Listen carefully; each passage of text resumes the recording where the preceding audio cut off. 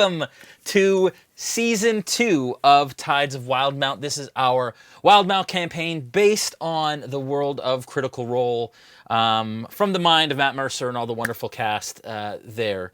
We're so excited to launch a brand new season. We just finished our season of Into the Mist, which is our Curse of Strahd campaign, and so excited. First off, real quick, going to say some thank yous and some announcements, and then we'll jump right in.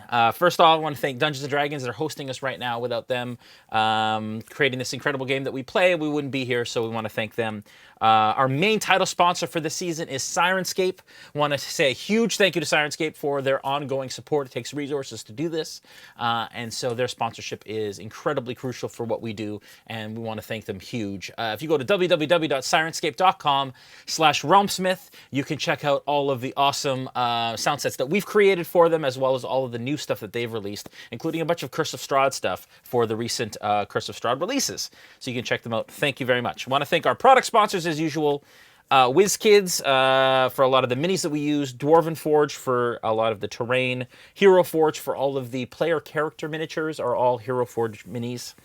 Mithril Armory, and actually today they are sponsoring, and for the rest of the season, they are sponsoring our Natural 20. So anytime a Natural 20 is rolled, this is what's going to happen. How fun and cool is that? And to talk a little bit about that, let's introduce the cast and say hi to the cast again. We have everyone back for this season, including Christina and Noura, of course, and the usual dudes that you see on screen. Real quick, Joel and Dave, can you tell us about the upcoming Kickstarter that you have in February and why this Stoneheart D20 animation is so important and cool? Okay, well, he's muted, so that's a great start. Good start. I'll do this right this time. Okay, so yes, the D20 that we're creating is what we believe is the most epic D20 ever made. It has a heart of a precious gem, so either onyx or ruby or a diamond in the middle. And then the outside cage that holds the heart, so the stone heart, has a cage, and it's either made out of bronze, silver, or gold. And they're going to be... We're working with a family that's been doing jewelry for almost 100 years to craft these. Wow. They've been working on these D20s for 100 years? That's incredible. No, crafting jewelry for... Obviously. But yes, I mean, everything they've done in the past has worked up to this point. Like the most important thing they've ever done. Of course. I mean, they know. This is the pinnacle. Yeah, the pinnacle exactly. of their careers. Yeah, exactly. Yeah. Awesome. And so where can people find it and access it and find out more about what's coming? Best place to go right now is stoneheart.ca. And it'll give you the chance to put your email in for updates, and you can even reserve a spot for the Wave 1s that are coming out in sorry, they're not coming out in February. For the Wave 1s when the Kickstarter starts. February 1st is the launch day for the Kickstarter. So go to stoneheart.ca, enter your email, and then you'll be on the list for when it goes live. Amazing. Awesome. Thank you, guys. Appreciate that. And welcome back, everyone. We'll be back with you in a sec. I want to thank Beetle and Grimm's, of course, for their ongoing support. They are one of our product sponsors for this season, as they don't have a box that is specific to the campaign that we're working, but they still wanted to support us. And we have a really cool thing that we're working on right now, and if you want to bring up that graphic, Julian, right now we're doing a new thing for the season and moving on, and it's part of our goals and giveaways initiative. And the idea here is to help you guys help us grow our channel and tell all your wonderful friends and people who would enjoy Dungeons & Dragons about us, and then we give you awesome giveaways. And Beetle and Grimm's have given us a silver edition of Rime of the Frost Maiden, that's the Icewind Dale box, a limited edition, a legendary edition of Curse of Strahd, and then a platinum edition of Frost Maiden as well. When we get to the goals that are right there, so 7,500 followers, we will do a draw for all of our followers who are existing at that time for a giveaway for each of those boxes, then 10,000, then 15,000. Right now we're at 6,000 some odd, and we've never done a follower giveaway before, but this is something that we wanted to say thank you to those that follow us, give you a reason to follow, as well as the awesome content that you see, and then you can be entered to win. So check that out. Hopefully we can get there within, at least the first one within this season. Help us to grow the channel and get awesome stuff at the same time. So that's something we wanted to try out, and we're very excited about it. Thank you, Beetle and Grims, for all of that, because it's amazing. For your ongoing support. And of course, D&D Beyond, as usual. Today we are giving away a digital copy of Tasha's Cauldron of Everything. That is the most recent release from D&D Beyond and from Dungeons & Dragons. And you can use it for your D&D Beyond experience. Enter Tasha, T-A-S-H-A, into the chat for the entirety of the session of today's stream, and you will be entered to win the digital version of the book for D&D Beyond, and we'll be drawing that at the end of the show. So you can just write Tasha in the chat, and you will be entered. Only enter once. More than once, you will be disqualified. And we're excited about that. Another huge announcement. We tweeted about it today, and it got retweeted by the Critical Role Foundation. But our official charity for this season is the Critical Role Foundation. Matt and Ashley and all of those folks over there at Critical Role have created an awesome foundation and have met their goals and superseded them. And they represent and support a number of different charities through the Critical Role Foundation. They've raised all their money for the first one, and now they're spreading them across a number of different charities, including Red Nose Day and a bunch of other ones. All the information is in the chat, but we encourage you for now, until we kind of find an interesting way to tie it into our interface and so on, to just go to criticalrole.com/foundation and make your donation there. But then make sure that you jump in our Discord or send us a message to let us know that you donated and the amount that you donated, so that we can kind of track that to know that we're making a difference as well for Critical Role, and it's coming from the RealmSmith family, as it's wonderful, and they've asked that we let them know that. So incredible foundation, incredible cause, and we just are so happy to give back and to help Critical Role build this foundation, especially because the wonderful people at Critical Role are why we're doing this stream. So thank you so much for that. We are launching, of course, back into our Tides of Wildemount Discord server. For those of you that are new to RealmSmith and what we do here, we have a Discord server that we have last season for Christoph Strahd, had hundreds of Vistani playing alongside our regular live stream narrative. Now we have hundreds of pirates that will start role-playing in our Discord servers starting this week. We're doing a bit of a shift, and just so everybody that is already involved in the Revelry right now on our Discord servers, we are shifting it a bit. We will be releasing the guide to creating characters for the Revelry tonight. After the stream, you'll get it late tonight, and then you'll have basically the week to create your character. And it's a little different. So some of you who have played characters last time, some of those races don't exist, but we have opened it up to the character races that are available basically on the continent of Wildemount, the playable character races from the Explorer's Guide to Wildemount. So you'll be able to create your characters, and then next Monday we'll be making announcements about quests. We'll also be making announcements about your dailies. And so last season, the Vistani were able to craft items that they were able to send to the players through through roleplay and so on. They built all these items, and it was a really cool thing. Well, we're announcing what that will look like for this a week today, next Monday, for episode 2. So stay tuned for that. If you're interested in being a part of our roleplay server and going on actual Zoom quests that affect the storyline, and the interactive nature of our main narrative in the live stream, all you have to do is subscribe at twitch.tv/RealmSmith, which you're probably already here because you're watching this. If you're watching the VOD, then you'll have to go to twitch.tv/RealmSmith. If you subscribe at Tier 1, Tier 2, or Tier 3, it'll give you different bonuses within the roleplay community, and we'll be talking more about that as the stream goes on. If you do follow us or subscribe or spend bits tonight, this little potion will light up different colors to let us know that you're there in real time. So thank you so much for your ongoing support.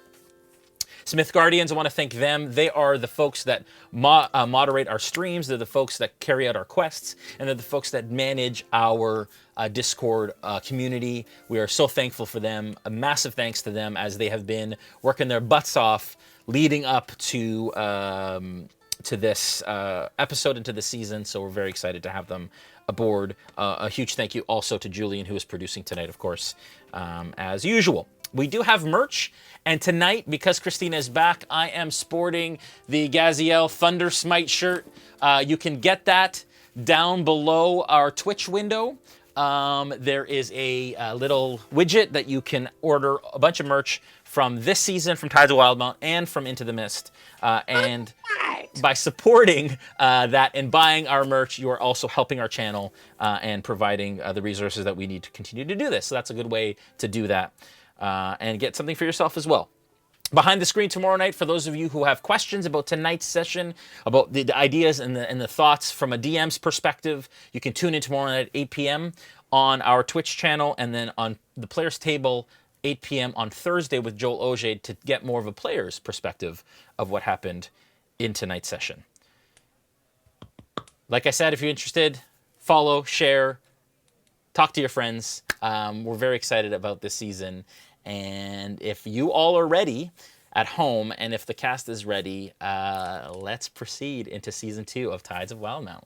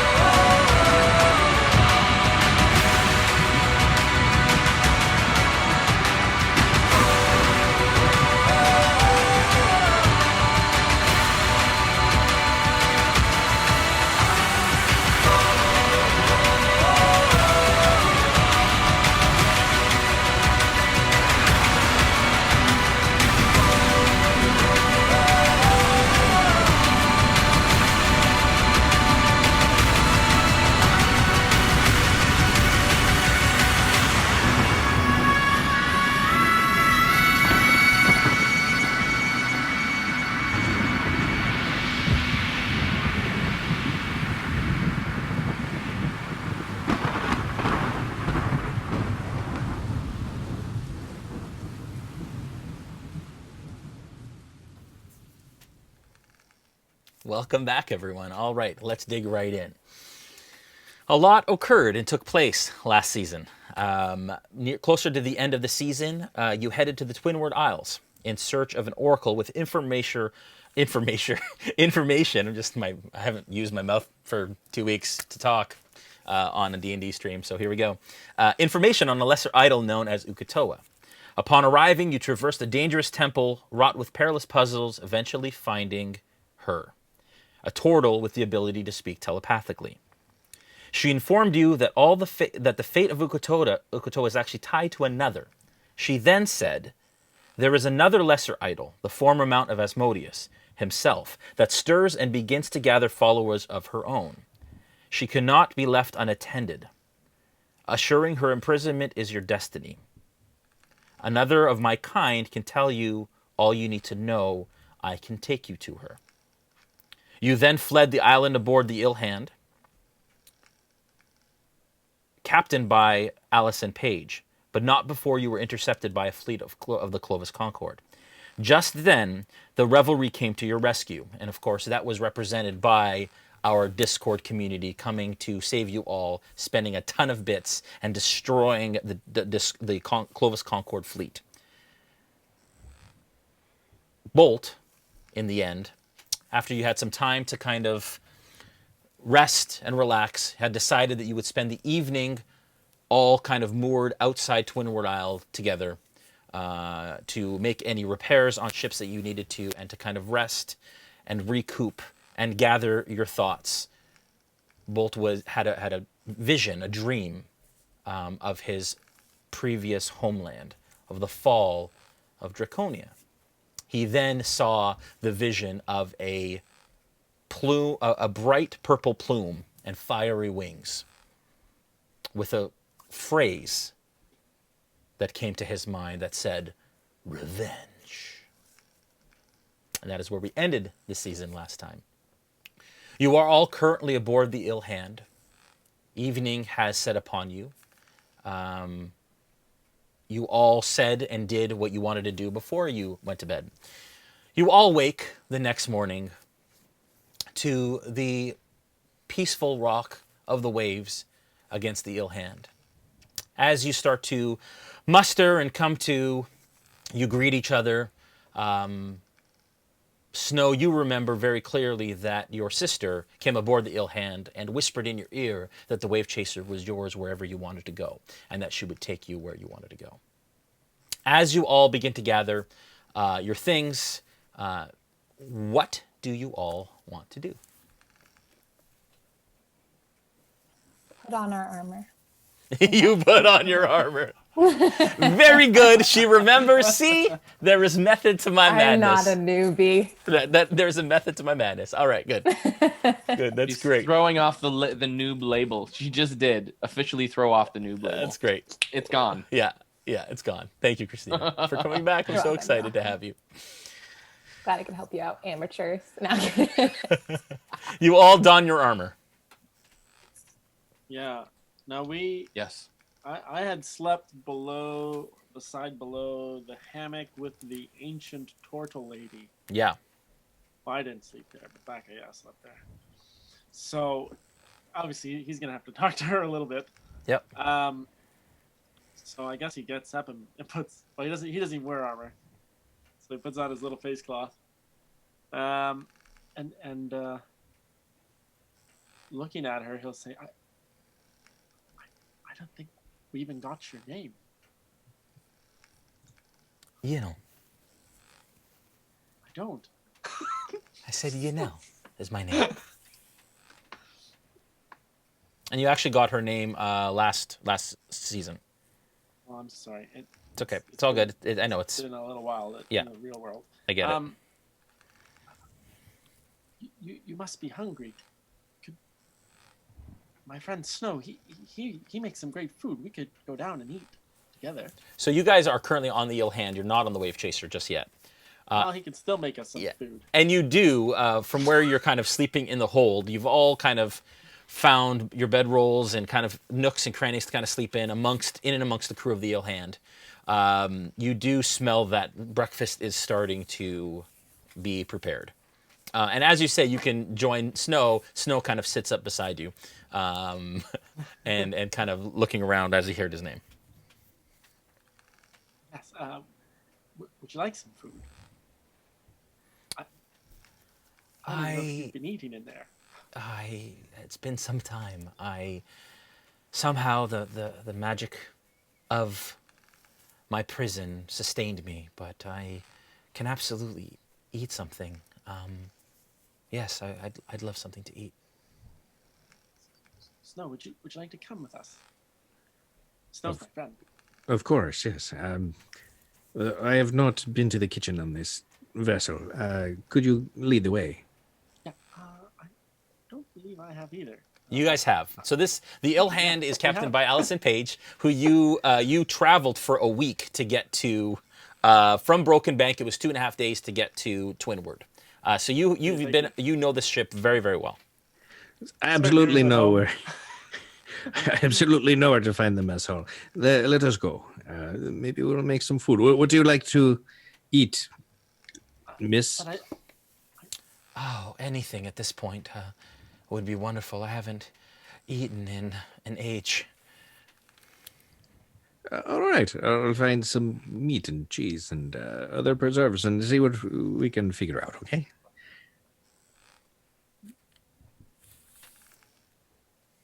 Okay, you start to kind of gather. You end up finding food amongst the rest of the crew as food begins to be passed out here and there. Bolt, you wake up quite disturbed by the dream that you've had. The feeling that you felt since the fall of your homeland and since you were forced to do what you had to do to fit in with those lowborn. You haven't that rage and that revenge that you felt and that shame from that day has subsided over time. Time heals all wounds. And though it hasn't left you, it's absolutely subsided. And where every day you thought about that day, that horrible day, with each day it got easier until today. Waking from that dream, that pain, that loneliness, that despair has come back 100-fold. And the voice that said, revenge, just echoes through your mind as you come to consciousness. When I wake up, who's around me?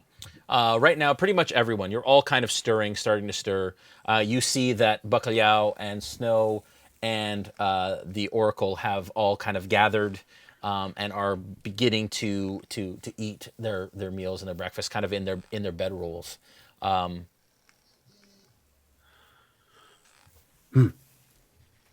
my! Did any of you hear that? Wasn't just me, was it? What are you talking about? Both. The voice. Did anyone else hear a voice say revenge? Revenge? That's the voice you heard. That's quite concerning, actually. Yeah, I know I dreamt it, but then also it felt like I heard it with my waking ears. I mean, you just woke up. It's been a long time. We're exhausted still. You're still recovering. Perhaps it was just a dream? Yes, perhaps it doesn't feel like just a dream, but maybe you're right. I mean, there's always an explanation, isn't there? I mean, what did the voice sound like? It was very, very scary, almost like it was happy that I was listening. Yeah, I wish I knew. Maybe you're just scared or tired, but I mean, maybe don't think too much about it right now. Just see if it comes back. Yeah. Right. Yeah. Maybe I should just preoccupy myself. It's a few ideas I've had since then. Yeah, that's a good idea. I'll just make myself useful. Good advice. Good. Glad to help, Bolt. How did you sleep?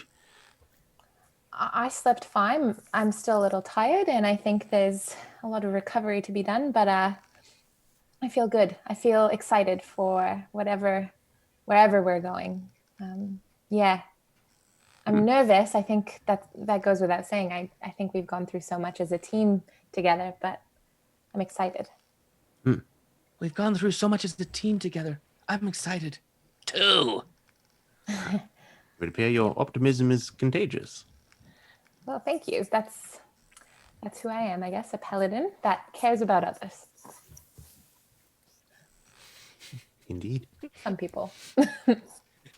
You all kind of settle in for breakfast. Diarkle, of course, is also with you as you all kind of prepare for the day.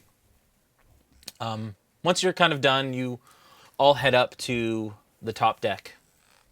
And Snow, remembering that your sister said in the morning the wave chaser was yours, What is your intended path, party?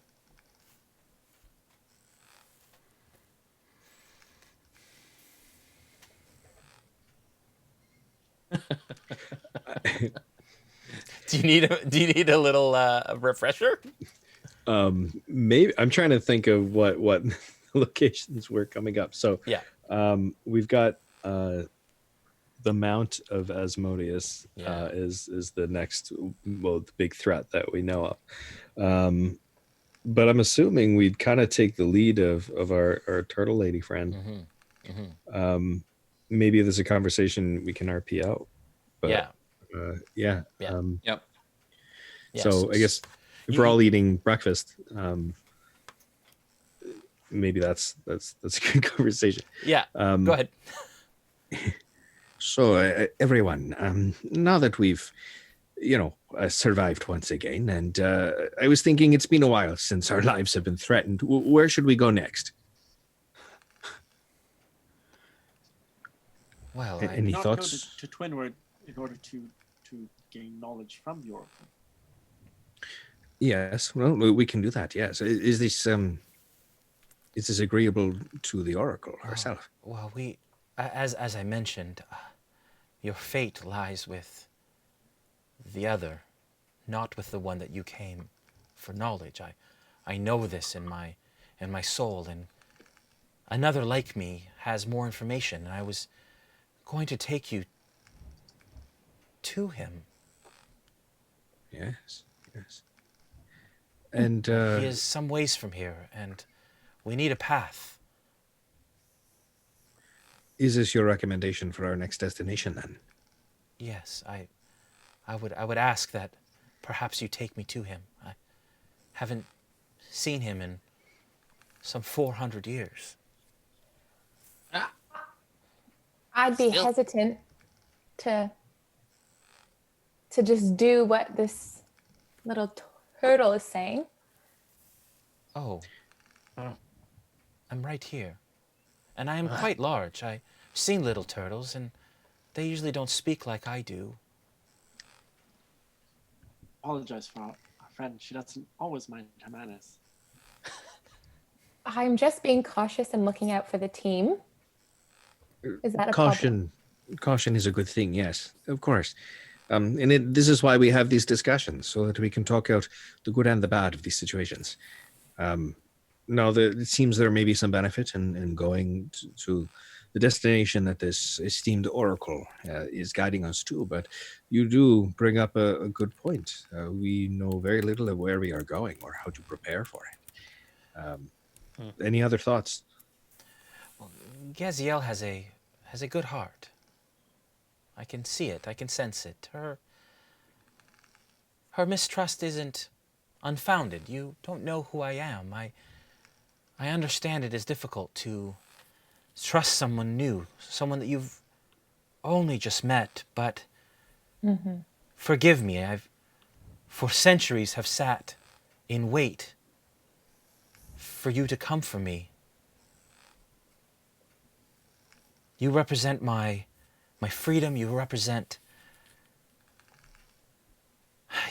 so much. I just do hope that you can trust me, that you can find it within yourselves. Gaziel, that you can look inside my soul, into the core of who I am, and know that my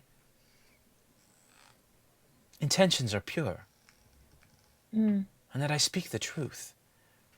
We must make our way to the Sirios Mountains. They are some ways inland, still on the Menagerie Coast, and that mountain range, it separates the Menagerie Coast from the rest of Wildemount, and I would hope that by heading in that direction, unfortunately, the land has changed in so much. There is very little that I understand of the specifics. But we must head inland. Inland. Okay. Do we have a means to do so?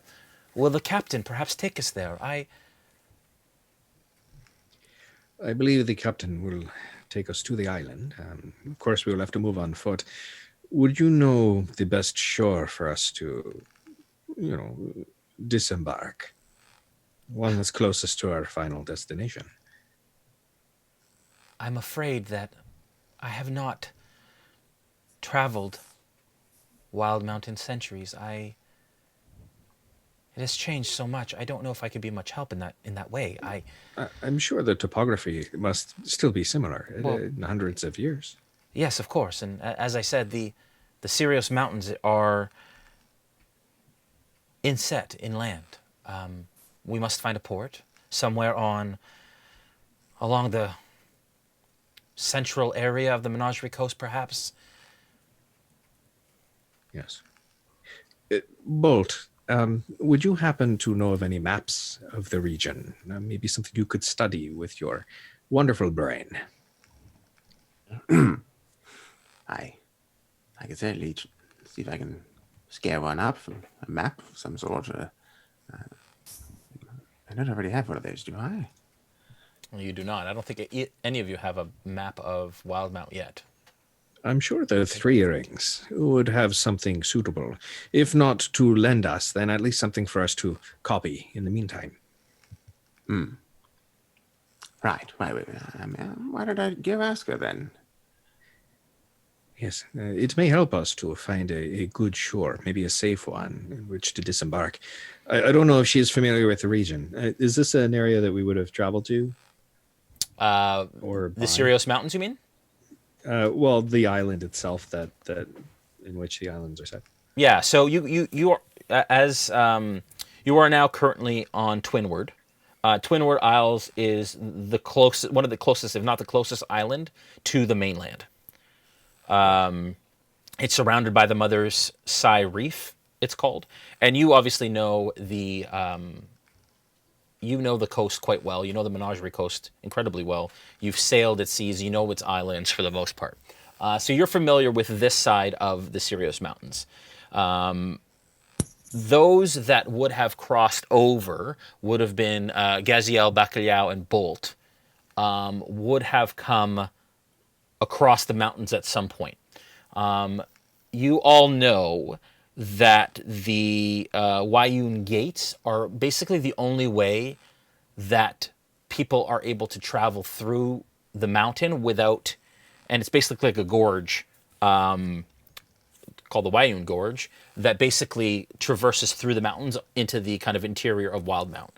But heading through the mountains by some other means is obviously as perilous as traversing mountains would be.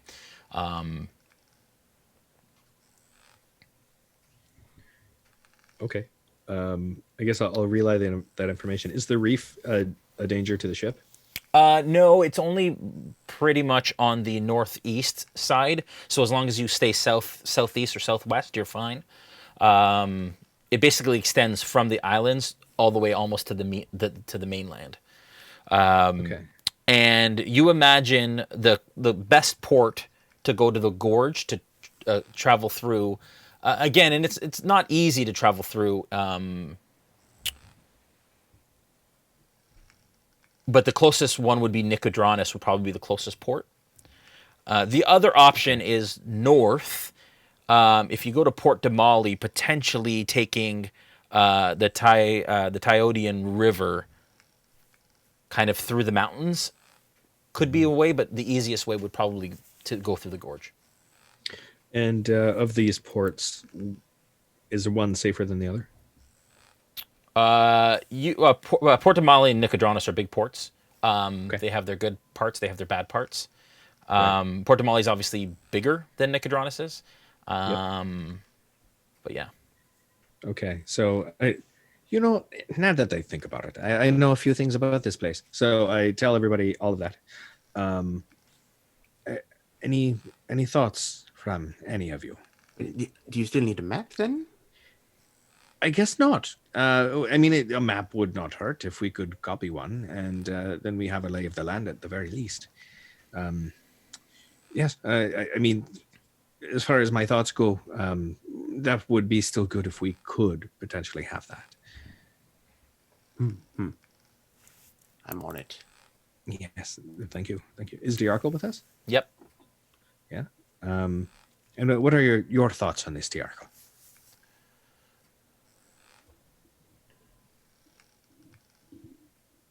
Noura. Oh, sorry. He asked Diarco what your thoughts are. I didn't realize I was still playing my. Yeah, okay. Yeah, sorry. For now, you're Diarco. Cool.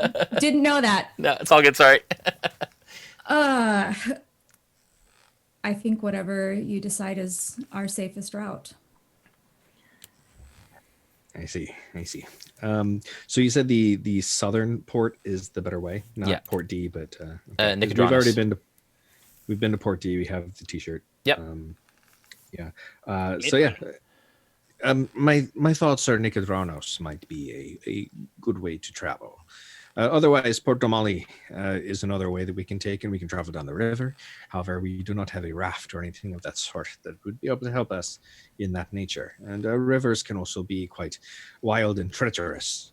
So if we would like to stay dry, maybe we will go the Nicodranus route. But I welcome all of your input and thoughts. Safest. And I can see Bias. why you'd want it. I could see why, Snow, you would want to stay dry. Yeah, That's okay. cat. And Yes. Plunkrawk, you are obviously drawn towards those gates for reasons that you are aware of. Yeah, safe.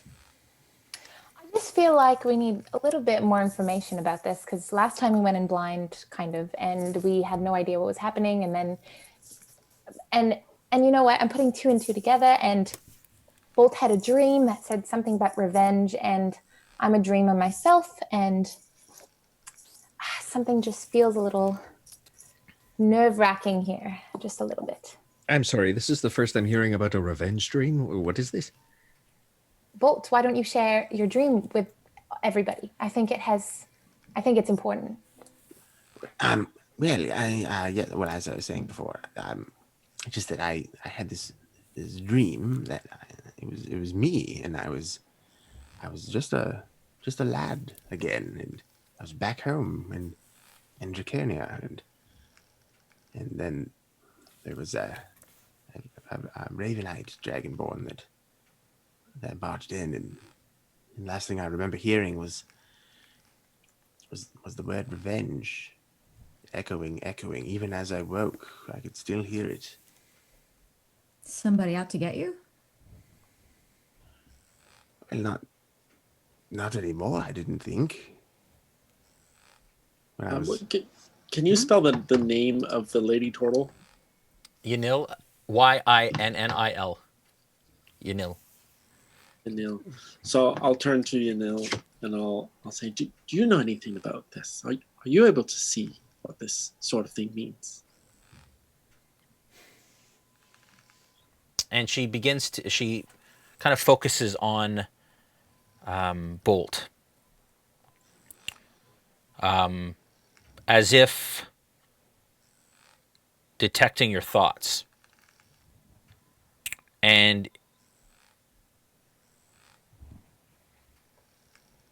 as she concentrates, she says, I can sense that you are greatly grieved. Is that right, Bolt? I feel despair and pain from this dream, from this memory. but yeah, it's true. I thought it was a recollection I had buried. I didn't ever want to go back there, but now it's all come back to the surface again. Can you give me a wisdom saving throw? Okay. 15. With a 15, you can feel that she's trying to probe deeper into your mind, into your emotions. You don't sense that it's malicious, but she's absolutely, as she kind of closes in and her eyes train very, very closely on yours, the world begins to kind of go dark around you. and you can feel her trying, but at this point, you are managing to kind of hold her off. And she says, "Please, Bolt, let me in. Let me help." Well, I suppose another voice added to the to the mind wouldn't hurt. Then, very well. And you feel a rush of kind of energy as you allow her to pass that defensive wall. And her eyes kind of go back in her head as she begin, and they start to kind of go back and forth, almost like she's sensing or reading. A few moments pass, and she comes back, and she starts to cry as tears start to fall down her leathery face. "Such pain you have experienced as a boy. The sacrifice you made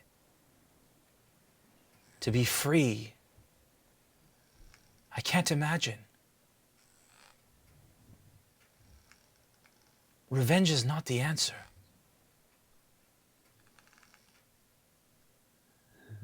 It isn't.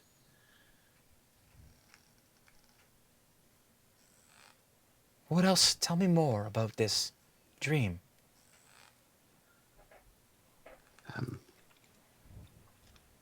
Well, in the dream, I was I had to make a choice. You see, I had to either face my attacker head on, or prove that I was one part of his faction, and I made the choice to blend in as most effectively as I can. You did what you needed to do. There is no shame in what you did.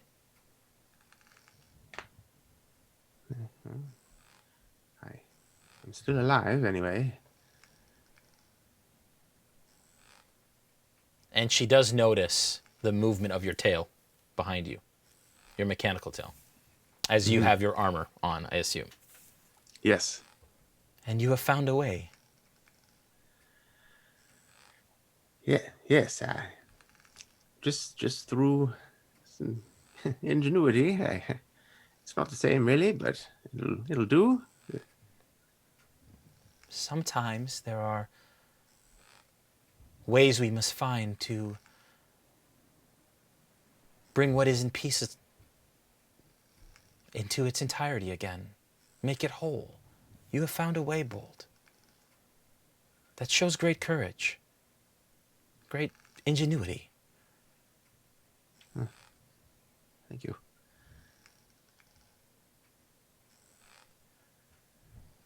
We should move on. There is much to do, much to discuss. Well, I wasn't expecting that. That was just quite a story, Bolt. Thank you for sharing. Yes. But, I mean, should we trust this little turtle person? I'm not sure. What do we all decide? She has my trust. Do you mean the wise oracle beside us, who has all of the knowledge that we need? Is that, or do you Yes. mean me? Oh, no. Not you. You're not wise. She's the oracle, though. Like, by definition. Mm-hmm. And I was able to trust her with my deepest thoughts, and there wasn't any ill intent. I trust her. Snow? Well, Plunkrawk?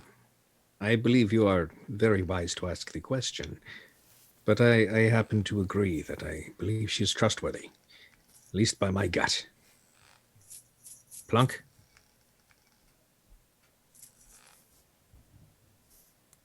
You're muted. It was great though. Whatever you did was looked great. What? Yeah. Hungry. That checks out. Yeah. She looks at you, Gaziel. She says, Gaziel, I do understand. And you do sense her kind of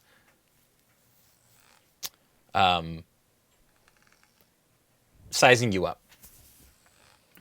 And she says, you are small. And she kind of looks down at you as she kind of stands. And you stand maybe up to her waist. And she says, I do understand that perhaps calling someone small is Makes me feel big. a way to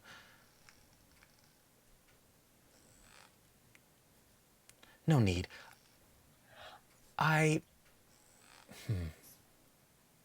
You do have a great need to root out evil. That is why you are here. You have been Yes. beckoned by forces that you believe are true and pure and of good, and I understand that, and your motives are pure, but there isn't evil to be rooted out everywhere. Good does exist in the world. And I'm just seeking that out. So if my team trusts you, then I trust you. Until I give So you a you're reason trusting? not to, Gaziel. Yes. But you do bring a level of scrutiny to this group. And she kind of looks around at each of you and she says, that is probably much needed. You do serve you. a very valuable purpose here. Oh, I feel honored. If that's brown nosing me, then gosh darn it, you brown nosed me. Yes. It is only truth I speak. I would not lead you astray. Let's go. Let's go. Yeah. Okay. As you head up above deck, you gather your things, you start to head up. As you're starting to head up, you do hear the sound, and as you're kind of handing your dishes back to the kitchen and kind of preparing your things, you hear the sound of chain passing through wood. And you've heard this sound, it's an anchor being lifted, as if the ship is about to set sail. Realizing that you're not supposed to set sail on this ship. You're supposed to be aboard the Wave Chaser. And as you come up above deck, you see the crew of the Ill Hand rushing about the deck, doing the things that you do to prepare for a sea voyage. They are lowering the sails, they're lifting the anchor. The first thing you immediately notice, Snow, is that the Wave Chaser is nowhere to be seen. You see that the other ships of the Revelry, some are in the distance, but have already started making their way elsewhere. I'm just going to remind you that Snow's blind. Yes, you do. Man, already we just started. It's Dang, your nabbit. turn, Jay. It's your turn. Dang nabbit, it's always my So turn. I don't hear I always the Wave forget. Chaser. So you don't hear or sense the presence of ships nearby. The rest of you can confirm this. And immediately as you kind of come above, the captain approaches you all in a group. And she stands before you, and this is Captain Allison Page. Long blonde locks and a scar over her eye, and a dead eye just peeking through. And she says, "You've been beckoned back to Darktow by order of the Planking himself." Oracle, No. I think we're going to have to wait on that little trip we were talking about. Huh? It No. looks like we're going to Darktow. No. He did send us together, right? So he's probably wondering where we are. No. Are there any details why we are required so urgently? I think he made it pretty clear that you have to get information from him. My understanding was information was needed. Now, it appears he wants to meet her himself. and he has asked me to bring her back. I see. No. Not Darktow. Yeah, no. Hard no. For me, especially. Why is that? And she looks at you specifically. At Diarkle? Yeah. Specifically? Yeah. I might have upset someone. Can't really go back. You have no other choice at this point. We can deal with that when we arrive. We will be there in about a week.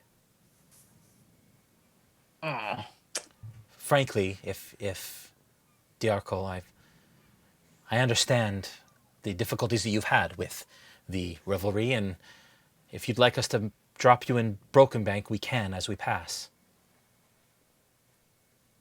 Yeah, I don't think going to Darktow is an option for me. And really, he's only asked for the Oracle to come back. Any of you that would like to go your own way can. Who asked for the oracle? The Plank King.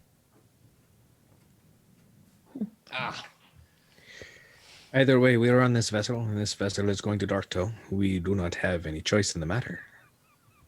We must all go to Darktow, otherwise we swim somewhere else. Didn't your sister say that we could go where we wanted to go? Aboard the Wave Chaser. Now, do you Yeah, know? and to you, maybe. Is the Wave Chaser going to Darktow? I do not know. I was told to dispatch the rest of the ships. Right. Dispatch to where? Just relieving Wherever them? they were beckoned to, I do not know. I know some of them most likely are headed back to Darktow. There are further repairs that need to be made. Hey, Jay. Yeah. I would like to try to persuade us to go the safe route. So whoever is in control of the ship, I'd like to persuade us to go that safe path to that gate. Okay, so you want to head to Nicodranus, which is east. So you're trying to persuade basically them to take you to Nicodranus rather than Darktow. Yeah. Okay. I mean, the person who makes the decisions is the captain.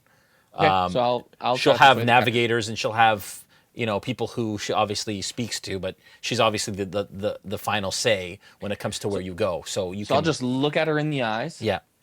And go, no, not Darktow. Okay, give me Nickel, whatever. give me a persuasion check. Okay, that is an 18. Okay. With an 18, she says, this ship is going... 19, sorry. +1 now. Yeah. Well, I have my orders. The Oracle is to come back. If you would like to go to Broken Bank and then head to Nicodranus, that is up to you. She swims. Who swims? Turtle lady. She's very old. We're quite good at it, actually. But we're not going to do that. It's just that we could, but I don't think we're going to do that. Yonel, do you know why they would want you? Why the Plant King would want you? My knowledge, I do not know. I assume I'm very old and carry much knowledge. Perhaps he would like to gain that knowledge for whatever means. This planking, is he a good man? No. I suppose it's all relative. And we did agree to go and get you for him, so I don't know. Also, I will say we went through a lot of trouble to find you. And we can't just be like, okay, go swim off and hope you get there safely. It is a long way to swim. I feel like our choices are limited here. And Bacalhau, you hear in your voice, our fates are tied, Bacalhau. Yes. Even if the path isn't straight.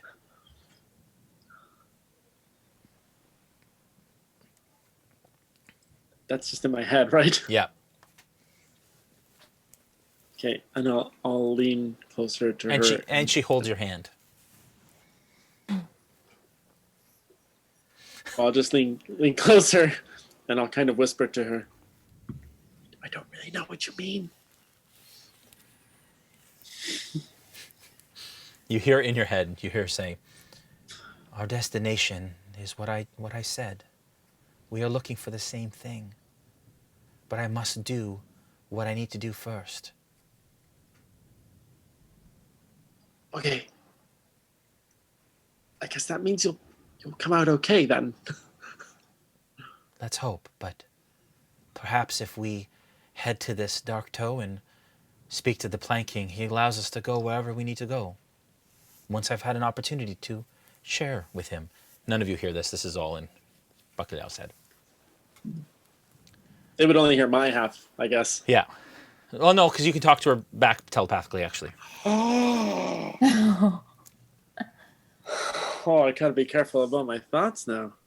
Like, you get the sense that when you think something, and she actually hears, like, yeah. You're getting the sense now that you can actually speak to her telepathically.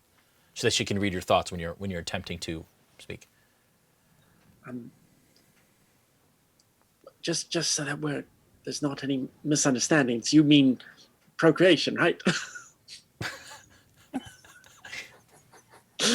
I know that is what you seek. That is what I seek also. Okay, yeah. I didn't want either of us to waste any time, with a misunderstanding. We are both close to the end of our lives. I'm not as old. No, I am 400 years or Yeah. more. I'm probably close to 5 at this point. Yeah. But we seek the same thing. If this isn't too personal, is everything... Meanwhile, before you continue on, the captain looks around at you all and says, well, you better settle in. It's going to be a long ride. Right. I guess we're going to Darktow. Yeah. Yes. The captain turns around and starts walking back towards her cabin. Thanks, Captain. Thank you, Captain. Go ahead, Bacalhau. You can continue. Oh, 500's kind of old. Is everything still operational?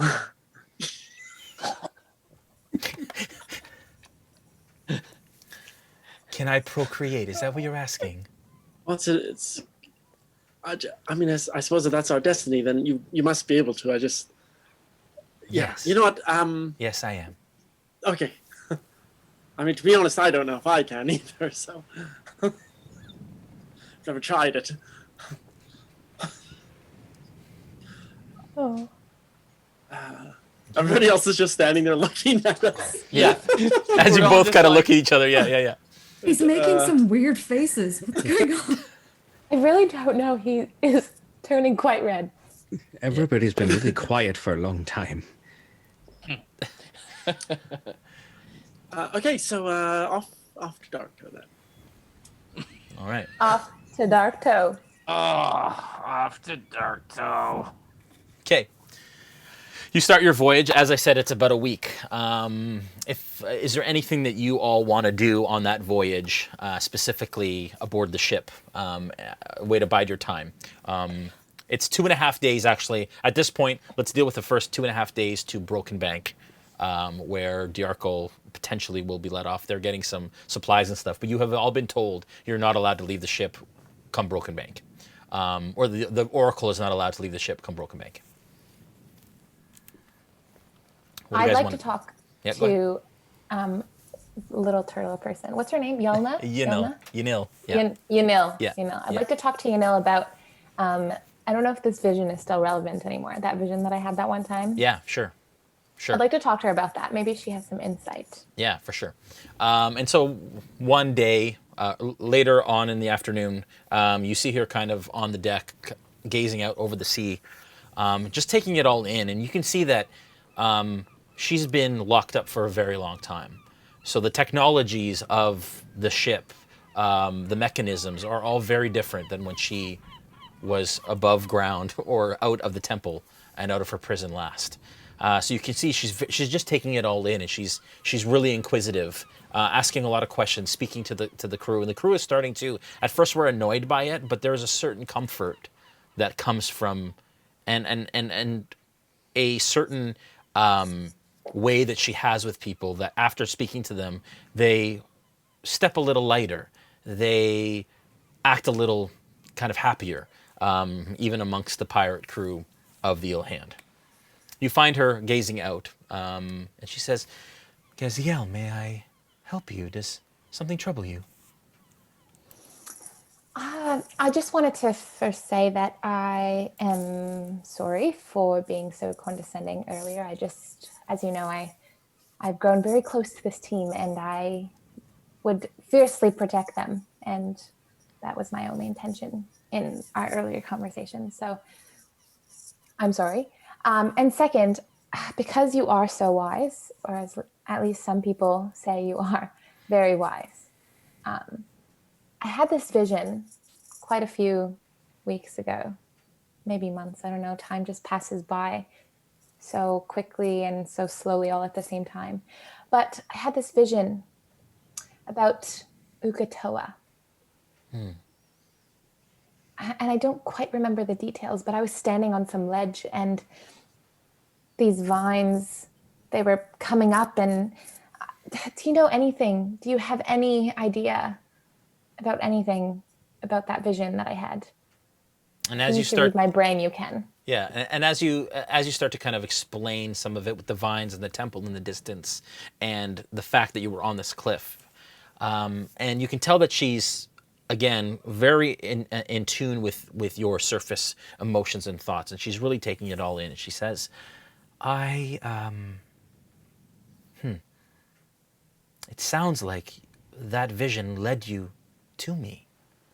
I hadn't realized it before, but it seems like your God, the one that you worship, gave you this vision maybe to bring you to me, to the temple, on Twinward, the cliffs, the bluffs.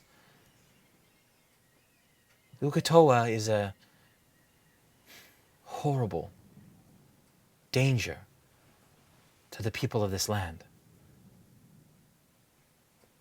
But perhaps it took that vision drawing you to me to release me, to give me my freedom so that I could show you a different path. A different path? Why, yes. As I said, Ukatoa's fate is tied to another. They have it well in hand. And the fate tied to another, who is this other? Who is this person? I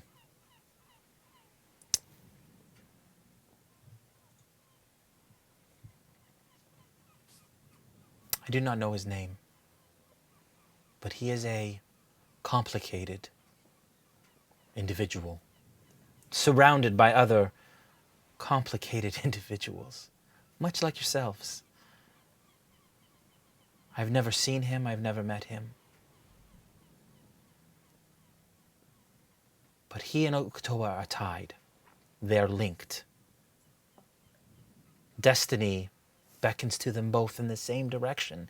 And even though Ukatoa has almost been freed, 2 of his bounds have been broken, that last bind sits in the hands of this other for now. If that were to change, perhaps your destiny changes. I do not know. I just tell you what I feel and what I see. Oh. So this place that we're going to go to after Darktow, is this where we'll find the other and possibly save our destiny? Is that the goal here? No, the goal here is to address another danger. A creature that persists. A creature that was buried beyond the Sirius Mountains, but now has a group of followers that have risen up to free her again, and it cannot happen You and your group alone are capable. Your fates are tied. Okay. It is great evil, Gaziel. It cannot be let out. I will do everything in my power to stop it. I will. Thank you. As I approach, I believe perhaps I will gain more information of where we need to be. I'm not familiar with this world. My world died a long time ago and was replaced by the wonder that this world provides and represents. But I trust you, and I trust your abilities, and I trust your motives. Thank you. Thank you for this information. I really appreciate it. It just cleared a lot of things up. I mean, there's still some unknowns, but I think I trust you too. Thank you. I look forward to our travels together. Me too. Me too. I'm gonna go Awesome. with the team. Awesome. Okay. Anyone else? Yes, I would like to speak to her as well at some point during our Sure. stay. Sure, go ahead. Something's been troubling me, and I wonder if I could ask your advice. Yes, Diarco. I was told that Darktow would no longer be a safe place for me. At the same time, I don't want to leave my friends. They're really the first ones I've ever had. And I don't know if I'm making the right decision. What does your gut tell you, Diarco?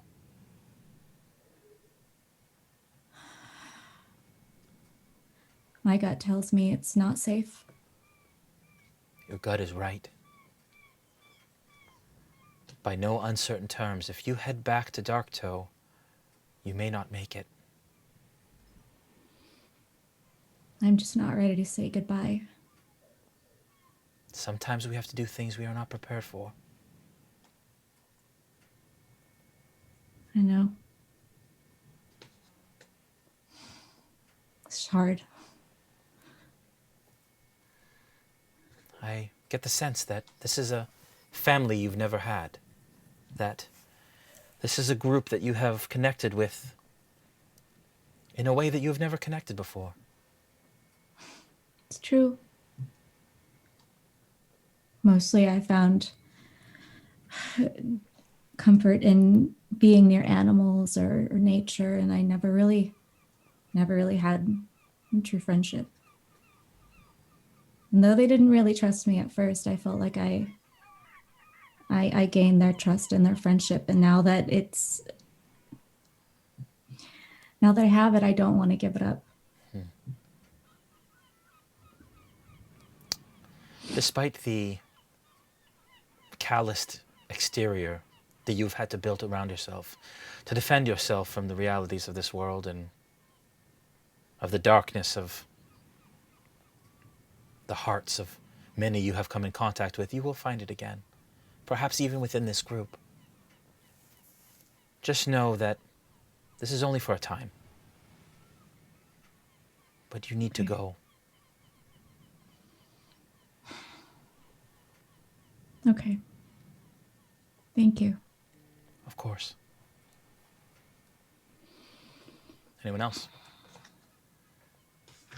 Any other matters of business as you approach Broken Bank? Plunk? Bacalhau. Come with me.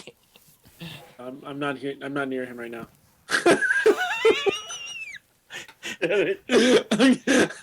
I go find him. Okay. I go with him. Okay. Okay. Where are we going? Song. Oh no, I don't think so. I'll turn around. Yeah. I turn around. None of what's happened to the Yarkle. And I turn around. I'll like Not as I listening, see him, and I cover my ears, walking, and then I walk away. as I see him walking away, Yeah. I like follow him with my lute, Yeah. and I sing Turtle sister, I might be your mister if you let me so here we go. I think you have some eggs that I could use, you know. Turtle sister, maybe if you whisper in my mind, we'll get things on tonight.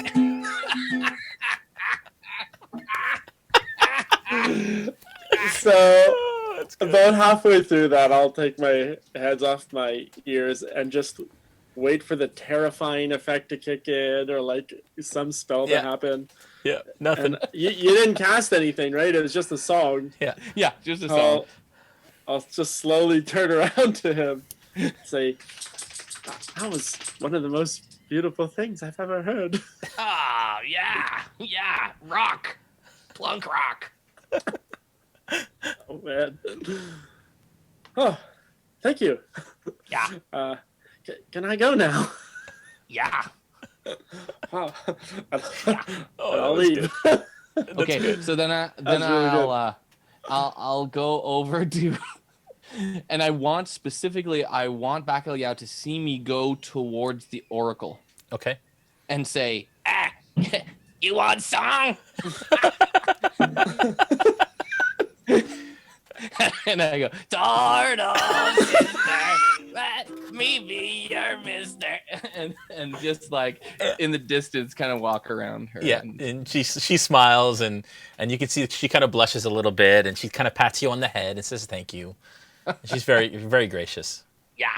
Very sweet. All right. Really good. Anyone else? I do want to have one sort of casual conversation with Snow Yeah. at some point over a meal. Yeah. And just reflecting on Gaziel, I want to say, I think that she calls people small because she is small, like the Oracle said. And I think that she questions everybody because she's the least trustworthy. That's what I think. Do I hear any of this? No. It's a private conversation. I think she's got a very big personality. If she refers to somebody as small, maybe it's just because she sees them as somehow lesser. And not in a bad way, but maybe just that she does not trust them, so they seem small to her. And maybe they get larger with the more trust that she has. Don't you think it's weird that she doesn't trust people yet? She's the one that's always looking out for herself. And you don't know if she's a friend or not. I think we're all looking out for ourselves to a point. I cannot distrust her. I understand what you're questioning, but I think Gaziel has more than proven herself to me, at least. I trust her with my life. Wow. Well, just in case, I'll watch out for your life as well. And I do appreciate that, friend. Speaking of lives, I know you were looking for a female turtle. Yes, I found one. Do you think she's, interested? She The do. one? Yeah, she the one. Yeah, I think that she was very clear. Now, you can't always tell from what I've been told, but I did ask her fairly directly, and she said yes. So, And I mean, not to be rude, but she's advanced in years. yeah. She's got, some age on her shell, so to speak. Is that a problem? I don't know much about your biology, so... Yes, no, I haven't seen it done, if we're honest. But I think pretty much all I would see is her shell. So,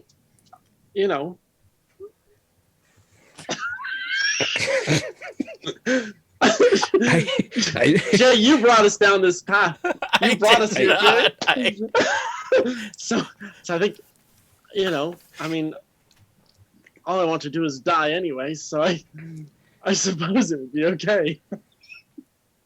How long would it be before you would About die? 22nd. Oh, 1 year. So Hortos generally will spend 1 year raising a young. Good night, everybody. Oh gosh. Well.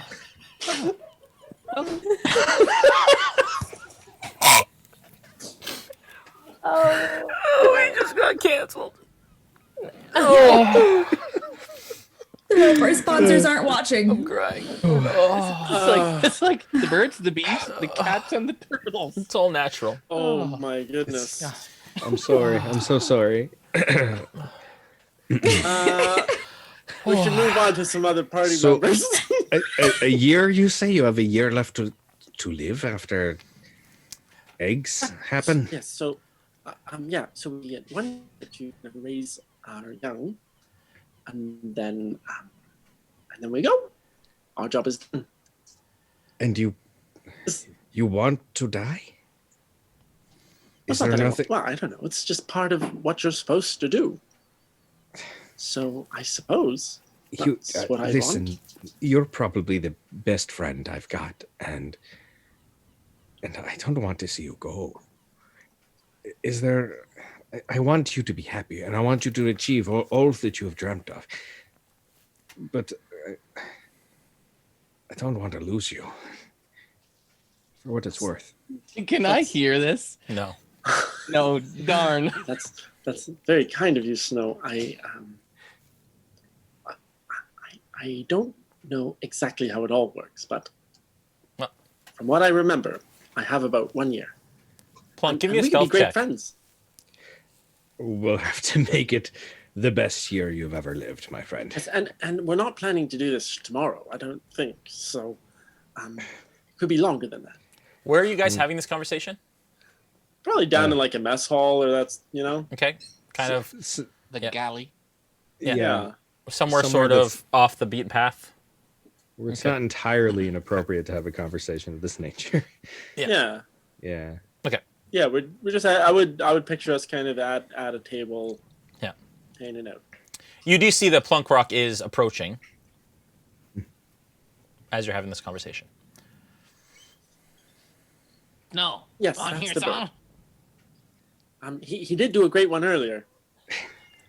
I'm up for good music, of course. Okay. Goes like this. I don't want to close my. Oh, never mind. It's a short song. Yeah, I've heard you do better once. I know. It was no worries. Yes, but it's still very good all the same. There's an extra seat. Do you want to join us? Yeah. Okay. Yeah. Wonderful. We were just talking about how Gaziel is not very trustworthy. Not very trustworthy. Yes. I was actually saying that I think she is trustworthy. Yes, we didn't really come to an agreement on it. A good discussion all the same. Mhm. Yeah. I think Okay, I I'm might going. Go above deck I'm now. just gonna Okay, go. Okay, Bolt. Anything for Bolt. we all Finally. get up and Yeah. So just this whole time, I want to be tinkering, making a new invention, but just like off by myself, trying to preoccupy, so that I'm not always constantly trying to remember the dream I had. Okay. Just keeping your mind busy. Yeah. Okay. All right. You all, with about 2.5 to 3 days later, pull up on Broken Bank.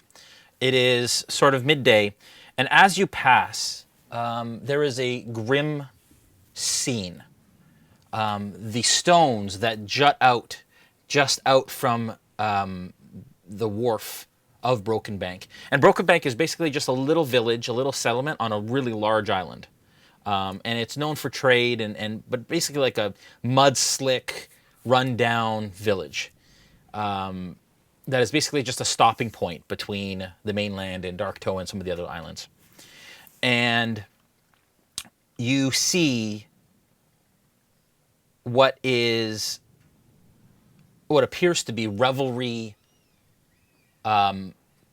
pirates, you think, chained to stones that jut out of the ocean, and they're in various degrees of decay. And as you pass, you know that the ill hand raises a certain flag to denote not being the revelry. Obviously, kind of goes under some sort of alias. You know that they would have papers that would denote that they are another ship and not the ill hand. They cut, all that stuff. The healthy hand. What's that? The healthy hand. Yeah, the healthy hand. Yeah, the healthy hand. Yeah. Sneaky. But you're made aware that the Clovis Concord, when they catch revelry, chained them to these rocks as a warning to revelry not to cross them. You dock in Broken Bank, and at this point, as I said, the Oracle is not permitted to leave, but some of the crew disembark to get certain supplies, and you're only here for a very short amount of time. The Oracle, at this point, if you want to say your goodbyes, if you are, in fact, disembarking. Yeah, I do reach the deck of the ship, and I do have all of my belongings packed with me. So when I do see everybody, What I do? What I do? it's not you. It's not. I hate goodbyes so much, but it's not.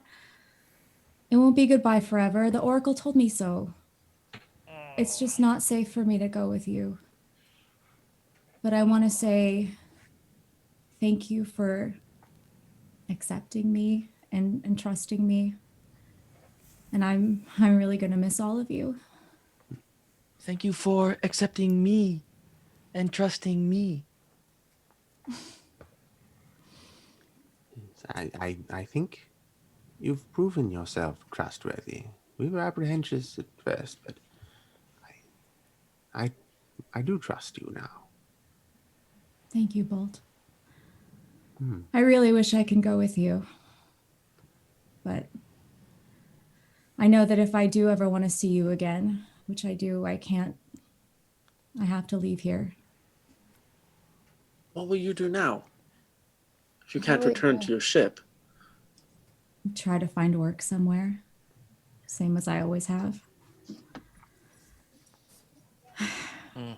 It's You're just very going to be skilled. harder this time. You're skilled. You'll find a way. Sister. Listen, I'm sorry for everything that happened before. It's not I'm your glad. Still, I was given a mission to do something horrible, and I'm glad it didn't go that way. I look forward when we next meet. Thank you, Snow.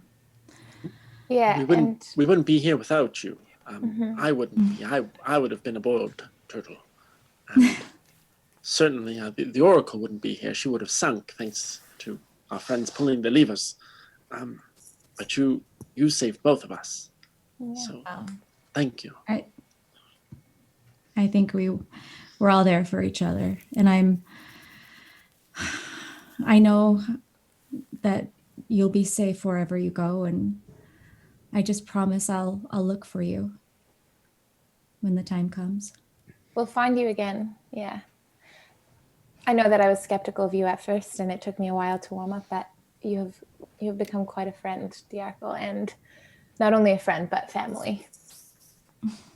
Yeah. Thank you.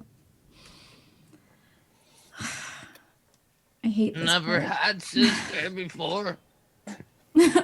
Oh, Plunk. So And I give sad. Plunk a hug. It'll be okay. Just like you said, Snow, we all encounter times in our life where we need to make decisions, and sometimes bravery is when you don't act on those decisions, even when others pressure you to. So thank you, even though it was your sister and you had a mission, but you did what you felt was right. And for that, I know that you'll all be okay.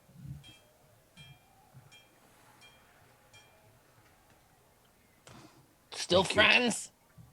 Of course. Always. I'll miss you. I'll miss you. May the sun shine favorably on you all your days. Thank you. All right. At that, the Arkle it's on the gangplank and heads out and disappears along the winding, muddy streets of Broken Bank. So, Go ahead. so Plunk just goes up, finds his way to the ladder up to the crow's nest, and just sits atop the crow's nest. Okay. I'm going to run down the plank and say, Darkle, wait. I want to give you this. And I'm going to take off the coconut necklace. It's just trash I found in the forest. but it's meaningful to me. And I'll say, you can have this. I can make another one. You were one of my first friends, so you could keep it. Thank And you. I'll tie it. I don't know how dexterous turtles are, but I'll tie it back on her. Okay. I'm really glad you found a mate. Me too. I think it's going to work out. I think Like so too. swimmingly. All right. And then I'll back up a little bit, waving goodbye, and then go back up the ramp. Okay. Bye. Bye. All right. You all wait as the crew comes back aboard with the supplies. The ill hand is untied from the docks, and you set off towards Darktow once again. You now have a 4.5-day voyage. Is there any quick additional things that you'd like to do before you reach Darktow? I'm going to master having thumb wars with my Echo. Okay. I get to the point where I win every time, because if it takes a single hit point of damage, it dissipates. Yeah. And then I win. Very good. Very good. Very good. Thumb Wars giving out a hit point of damage. That's amazing. I've got Tackling the claws. serious problems here on RealmSmith. Ow. Bless you. Oh, dear. Christina, you all right?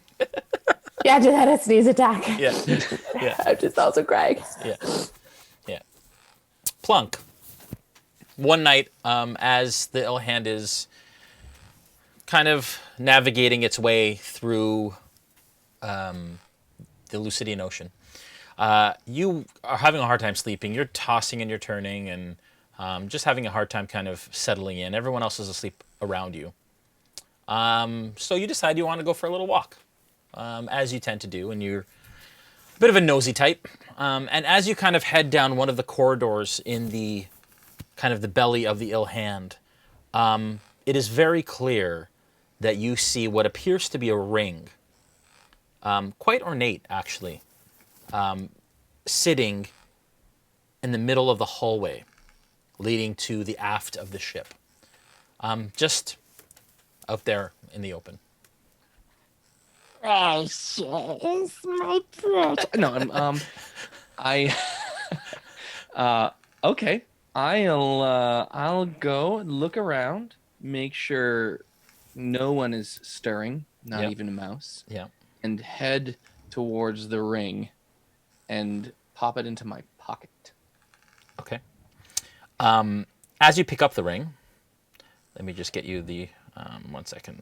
I disappear. No. No.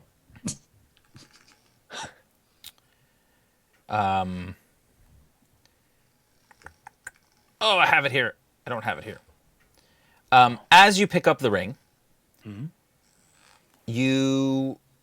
there's a weird hum to it.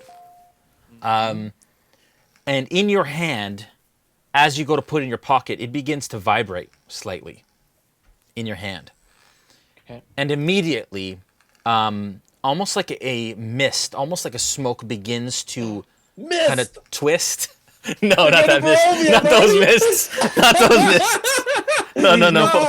No ideas, Dave. Please, no False ideas. alarm. False alarm. No ideas, Dave. Just shut it. And you do see that the ring is gold. It's got filigree with a large ruby kind of in the center of it. And as you pick it up, the ruby begins to glow this kind of intense sort of red. And there's kind of smoke that begins to kind of tendrils start to curl around it and begin to grow and grow and grow. And out from it pops a humanoid. And that is where we're going to take a break for tonight. Oh. Okay. Hope you all are enjoying watching so far. We are going to take a short break. We will be back in, let's say, 10 minutes or so. And we will continue on. It's so good to be back in Wildemount, guys. This is so fun. We've jumped right back in.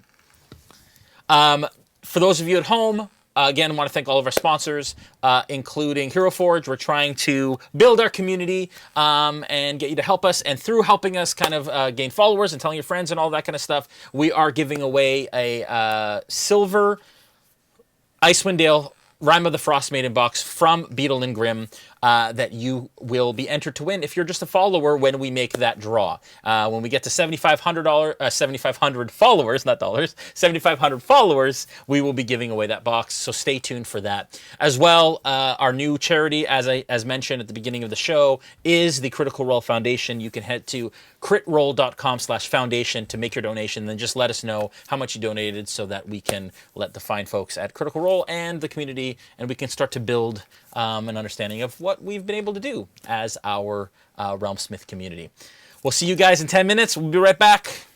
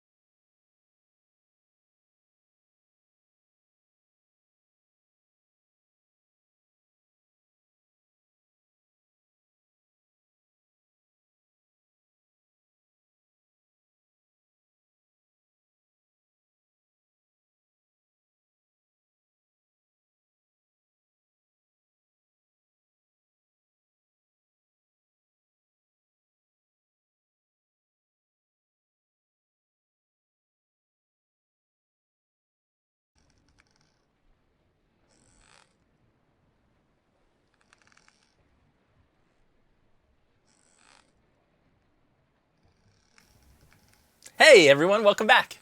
For part 2, Dave has stepped away, clearly. Didn't know that we were starting, but that's okay. I'm sure Bacalhau will be back. There he is. Awesome. All right, where we left off was Plunkrawk was walking up a hallway in the belly of the ill hand, and you saw a little ring with a big ruby in the middle of it, gold with a lot of filigree. As you picked it up, it began to vibrate, and smoke began to emanate out of it, eventually kind of exploding from the ring and coalescing in a humanoid form. At this point, Noura, can you please describe your character? What you see is a tall, I think maybe 5'10" or so, medium built. She's very strong. She's not super jacked, but she's very strong. She's very striking, angular features, very stunning face. Can't really see the hair because she's wearing this kind of like golden headpiece with a robe that has like a golden-ish metal shoulder plates. And she's carrying a staff. She has, well, she does have black hair, but you can't see it. And she has these shimmering eyes that kind of change color. Right now, they're like a kind of shimmery purple. And very sun-kissed olive skin. And she's wearing white. Just as I'm like, is she an apparition, Jay? Like no, she's. Oh. Yeah, no, Sorry. she's fully. Okay, so I just take the ring and pop it on my finger while I'm in awe. Like, oh, wow. Who? That's all I say. I'll take my ring back now, please. Okay, I slowly break it off my finger and go, are you sure?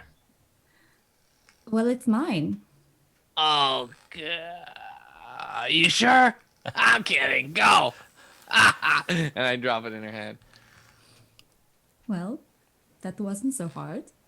What's your name? Plunkrawk. You? My name is Cyra. And then you see my eyes glow a little brighter, and without seeing my mouth move, you hear my voice in your head with just a slight little echo. Maybe this will be better. So you went from your spoken voice to a telepathic voice? Mm-hmm. Oh. Maybe this will be easier. No. Out.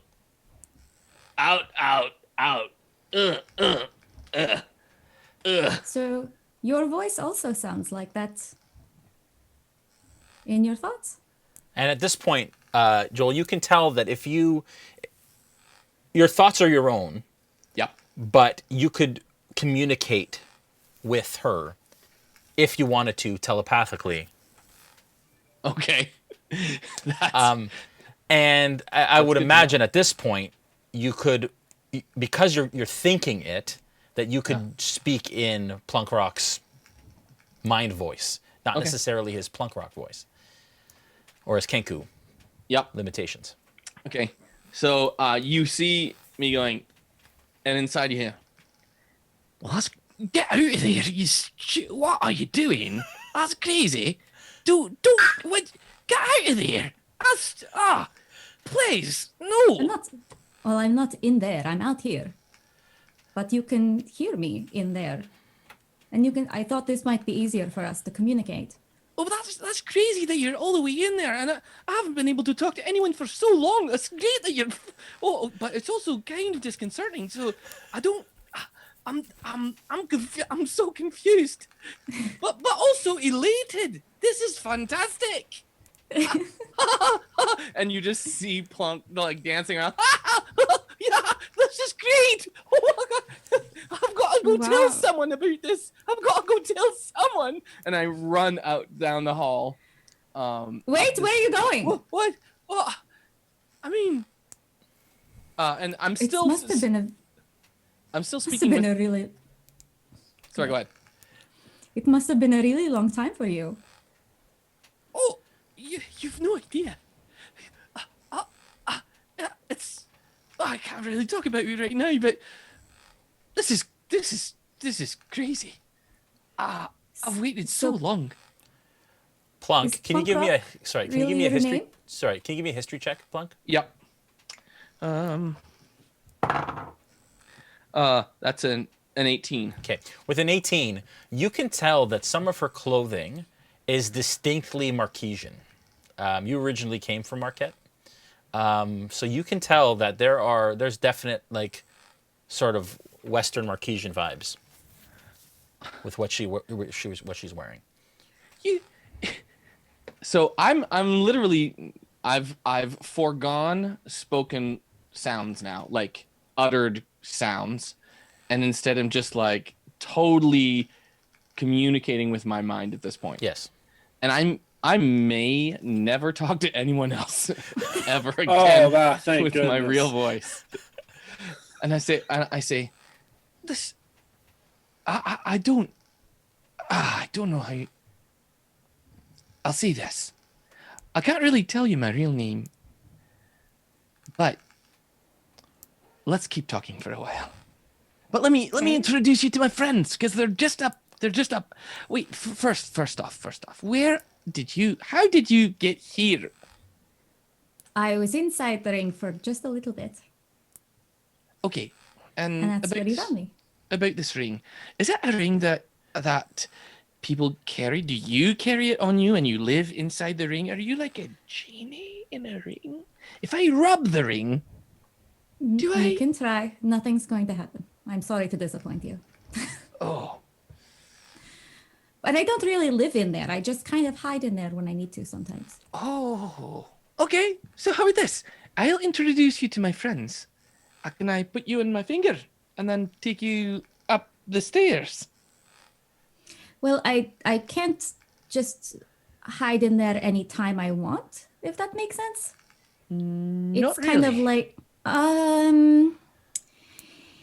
if I go and hide inside the ring, I come back out, it kind of takes me a little while before I can go back in. Oh, So I kind of have to choose wisely when I. That's great. I mean, that's so nifty. It's come in handy. I can imagine. How'd you get on the ship? Well, I wasn't hiding, but I did have my robe. I just kind of paid to come on board. I try, because of the way I look, just not to make, not trying to make any trouble, or I'm trying to just kind of lay low, as they say. Have you seen this whole thing? Well, that's fair. That's fair. But there aren't many like me around, so I just kind of have to, just not make myself so conspicuous. There's not many like me as well. So we'll get along great. You'll I find think though so.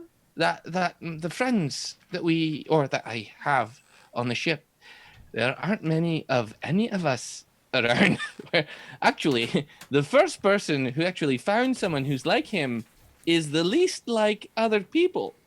You'll understand what I mean later. Okay. Yeah. Well, He's I great. guess hiding with a group of people who are all very unique is kind of like hiding in plain sight, maybe. Yeah, it's the best way to go, I've found so far. I mean, I've successfully hidden from. Never mind. Let's just go. And Okay. yeah. Can we go up, Jay, or You can do whatever you Yeah. want. Yep. okay? You're okay to? Can I introduce you? Is that fine? That would be wonderful. Okay, great. So I'll just like. You kind of turn around and you head down the hallway. You enter kind of the, again, underbelly of the Ill Hand, and everyone is sleeping. The crew's sleeping. Your adventuring party is all sleeping. They're all kind of asleep, and it's quite quiet and dark in the. I turned hold. to her kind of looking at her and scratching my head and going, I don't know if they'll be awake right now. I could introduce you in the morning, but I've woken them up before and they hate that when I do that. They hate it. So maybe just, you can have my bed if you want. It's right there. Are you sure? I don't mind. I sleep in nests mostly. That's a bird joke. Well, my only concern is if somebody wakes up in the middle of the night and sees me in your bed instead of you. He'll be so surprised what kind of crazy things go on in this ship anyways. I mean, you should hear my new song. Let's instead. Okay, fine. I've got some great covers. Not cover songs, but actual covers. I could give you some covers. And you just sleep under there, and I'll hide behind the bed. And then if someone says something like, Plunkrawk, wake up, I'll just go, ah! Which is what I've been doing for the last 4 freaking years. Oh, you poor thing. I'm so sorry. That must be very frustrating. Yeah. Oh, yeah. It makes you go kind of crazy. And then I just fall asleep on the floor. Oh, you could sleep here. Right. That's here's some covers. Thank you. No worries. See you in the morning. I have a new friend. I'm so good.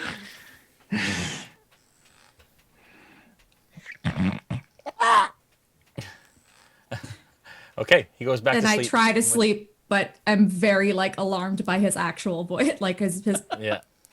outside voice. Yeah, totally. Okay, so at this point, where are you sleeping, Noura? Where is Cyra sleeping? Cyra is going to be sleeping on his bed, like you said, but layered with the covers. Okay. And just keeping my face hidden. Okay. And hoping nobody wakes up. Okay. All right. Morning comes. You've now finished a long rest, Cyra, and you know kind of when you wake. And you've had a bit of a difficult sleep because you're trying to kind of stay low, and not really be noticed. But obviously, as we discussed, you ran out of time on your ability to do what you did, so you had to do something, and you figured Plunkrawk was the one to help you out. So at this point, you can decide what you want to do once your ability has kind of recharged come the morning. As you start to hear people stir around you, you come to and realize that people are starting to wake. When that happens, I will run behind the bed where Plunk is, and I'll wake him up so that he can Plunk. And with using Mind Link, I will say, if you can just hop on the bed now, because I don't want anybody to see me before, if you could make introductions first. So maybe we switch places for now. Yeah. And then in my mind, I'm like, of course, yeah, no problem. Okay. And then I go and hide behind the bed until everybody else wakes up. And again, this is just, you're in a hold, so there's like barrels and boxes and crates, so you can find a place to kind of tuck yourself. Basically, everybody's sleeping on bedrolls and like things around, but you can kind of tuck yourself around back of one of the barrels. And there's nobody else besides the group in this room, right? Is it just the group? No, there's other people in this room. Basically, any crew who aren't up doing what they're supposed to be doing are currently sleeping in this as well. Just everybody sleeps in the hold. Okay. So I say to Plunk, I'm still going to hide for a little bit until I really don't want, many people to see me. If anyone comes this way, I'll be a distraction for you, if that's fine. I'll just distract them. Okay. Good. Okay. Okay. Give me a hide check, Cyra.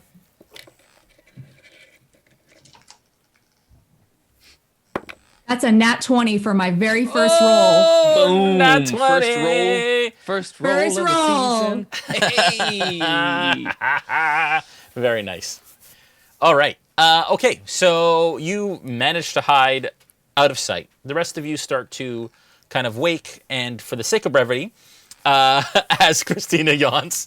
That was good. That was good role playing. For the next 4 days or so, we're going to say with that natural 20, Cyra, you can be seen as much as you want to be seen. You dip in and out of the ring if you want. It depends on whether or not you want to meet the party during this voyage or you want to wait until Darktow. That's up to you. I think. Well, how much longer is it to Darktow at this point? You had just left Broken Bank, and so it's another 4.5 days to Darktow. I will probably need to be out of this ring and eating and doing, normal people stuff. So I will probably not be hiding for the entire time. I will need to pop back out. Okay, all right. How far into the voyage do you want to do that?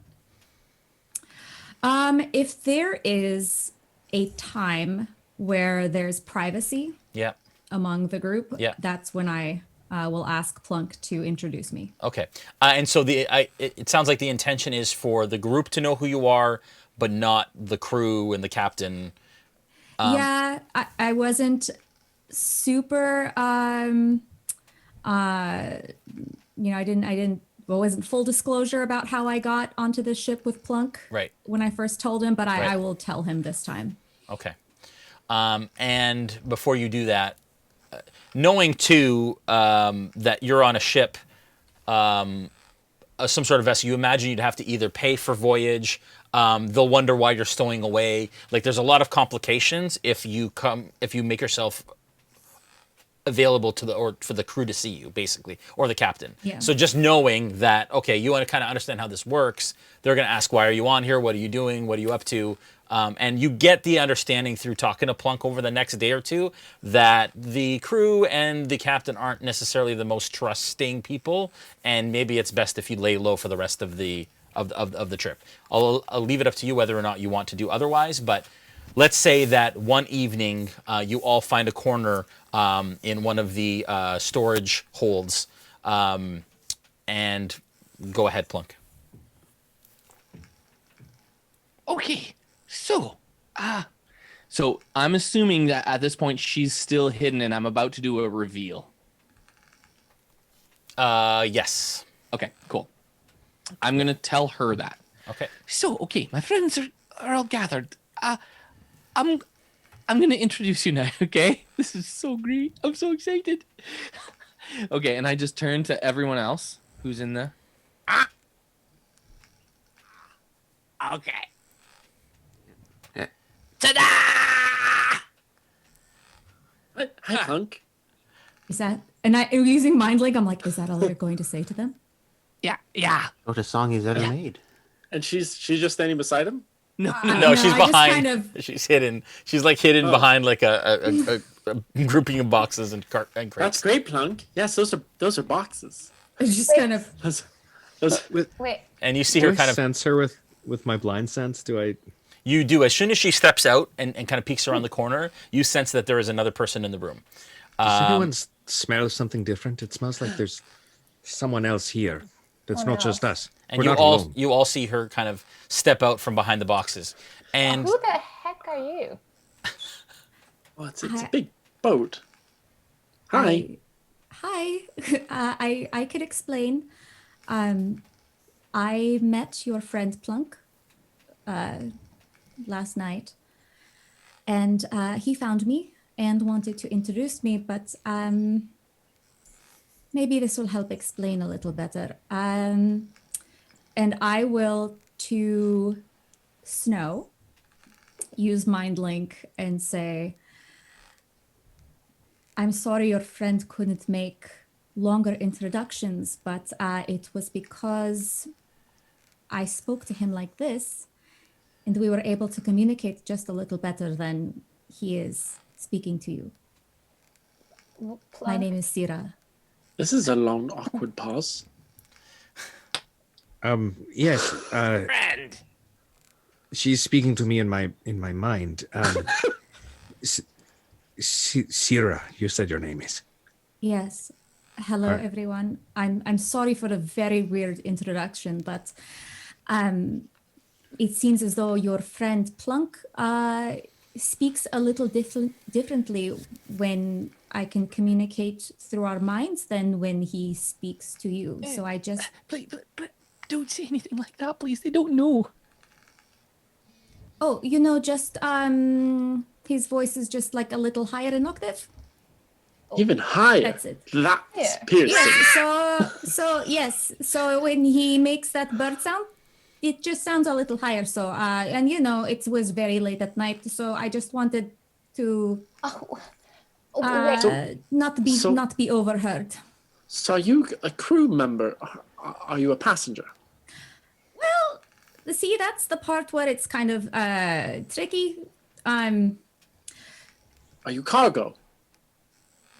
Don't ask a woman if she's cargo. That's just rude. I'm I didn't know. sure. Well, thank you, but I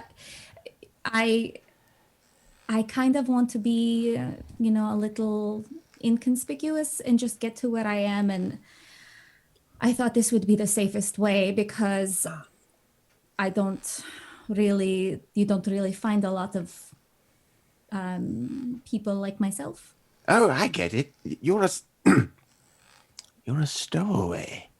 Yes, stowaway. And using my mind link with Bolt, I say, sort of, yes. Snow, you also noticed that her clothing is markedly Marquesian. Snow would notice this? Through the snow. Yes, and the Clothes sense. smell Marquesian. It smells very No, but Marquesian. honestly, but I smell Marquesian spices on you. yes, and perfumes and yes. Our cooking is very delicious. Yeah. It is. I know much about cooking. Listen, I don't want to mislead you in any way. So I will tell you that I am from Marquette, but I really don't wish to go back. And I left willingly. So nobody is, I'm not wanted for anything. I haven't committed anything, any crimes or anything, but I just for reasons don't wish to go back there.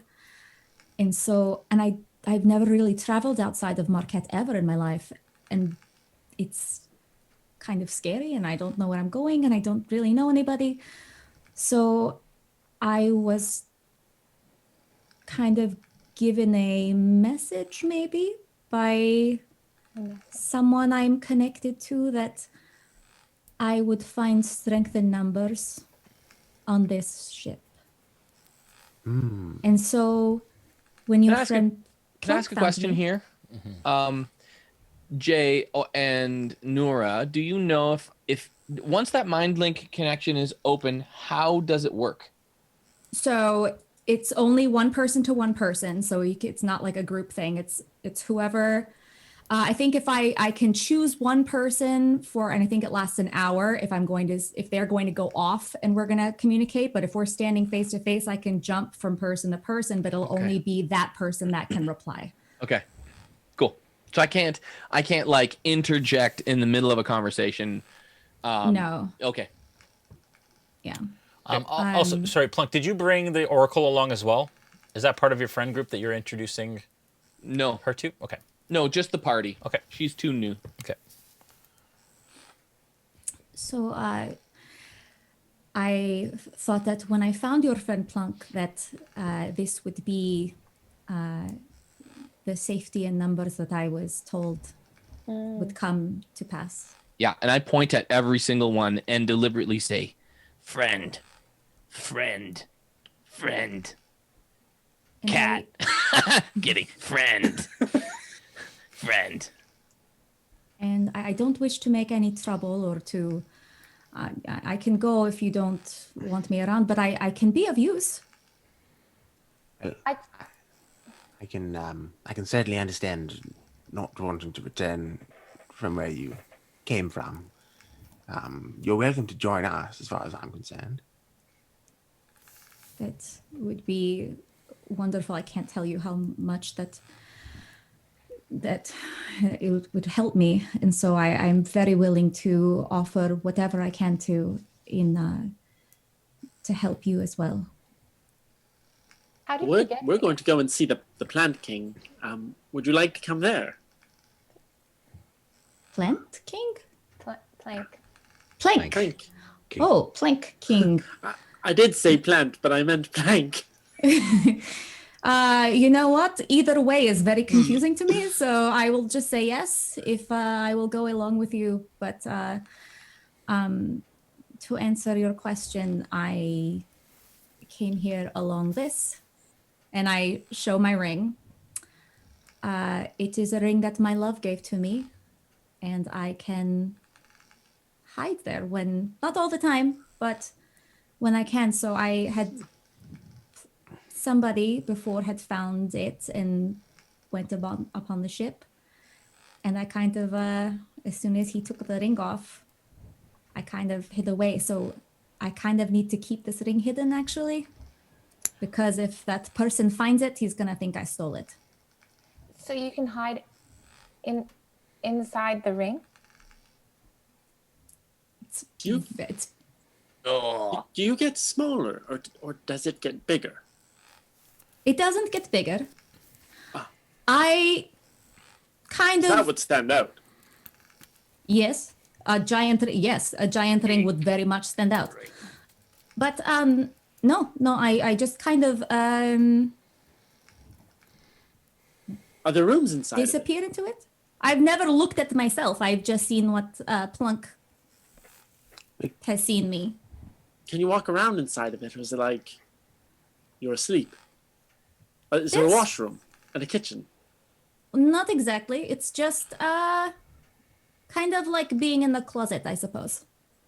You can't like really Plunk. see what's around. Can you bring friends to your ring? I don't know. Could we all visit your ring? I never tried. I don't think it works that way. Oh, I was okay. told that Super it would be cool. just me, but I wish to Maybe. be bigger. I don't think it works like that. Oh. So you don't grant wishes? Oh, no. This isn't my. No, it's not like that. Oh. I want It to was be given bigger. to me. What was? I What too your was, love? I too was given a ring once, but yours is extraordinary. How does it even work? You just activate it and just by will? I suppose. I never really gave it too much thought because it's not something I had ever seen before either. Gaziel actually asked something kind of interesting for once. What happened to your love? Well, she's here sometimes. I don't- Sometimes? Yes. Is she How? So Jason, how would I explain this? That's up to you. Your love speaks to you, and you hear her voice. I saw her once. She's beautiful and captivating and amazing, and I pledged my life to her. You saw her once. Yeah. That's not much different from you. And your Yeah, Twitter well, friend. yes, but I don't know that we're in love. I just know that Boom. we're going to procreate. So I have follow-up questions to that, but Bada boom. I don't see her as, like that first time, but I hear her sometimes. She speaks to me. And does she tell you to do things like hurt yourself or others, or Good Well, question, Sam. start fires? That's never really happened, but it's more like I've been guided to places. Or This Gaziel, I mean, you are guided to places from your dreams and so on. Would you feel like this is something you understand?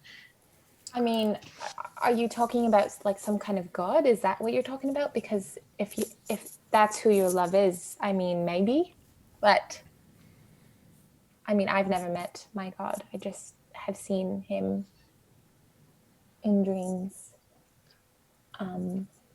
Is that similar to your experience But I've actually seen her. in person? Yes. What's her name? She helped me get out of here, or out of where I was. Wow. Out of market? Yes. Yes. Bacalhau had asked, what is her name? Her name is Lisa. Lisa. Lisa. Is she dead? Can you speak to the dead? No. She's very much alive. I am also from Marquette, but I'm not sure I knew Elisa. I'm sorry. I'm trying to understand what it is you're telling us. It all is very new to me, and I think to the others as well. Maybe over time we'll understand better. Yeah, I think I just want to, perhaps maybe when we're safe and off of this ship, I just want to make sure we get out of here safely. I just want to make sure that Lisa isn't just going to show up and murder us all in the middle of the night. Gaziel doesn't trust very many people because she isn't very trustworthy. That is not the case. I would fiercely protect my team, and I'm just making sure. I don't see any reason why she would cause any harm to you. And to be honest, if I did get to see her again, that would mean the world to me. But I don't Sounds think very magical. This is Yano. She's an oracle. Oh, she's not there, Dave. she's Where's she gone? No, Plunk She was didn't never invite invited. her. No,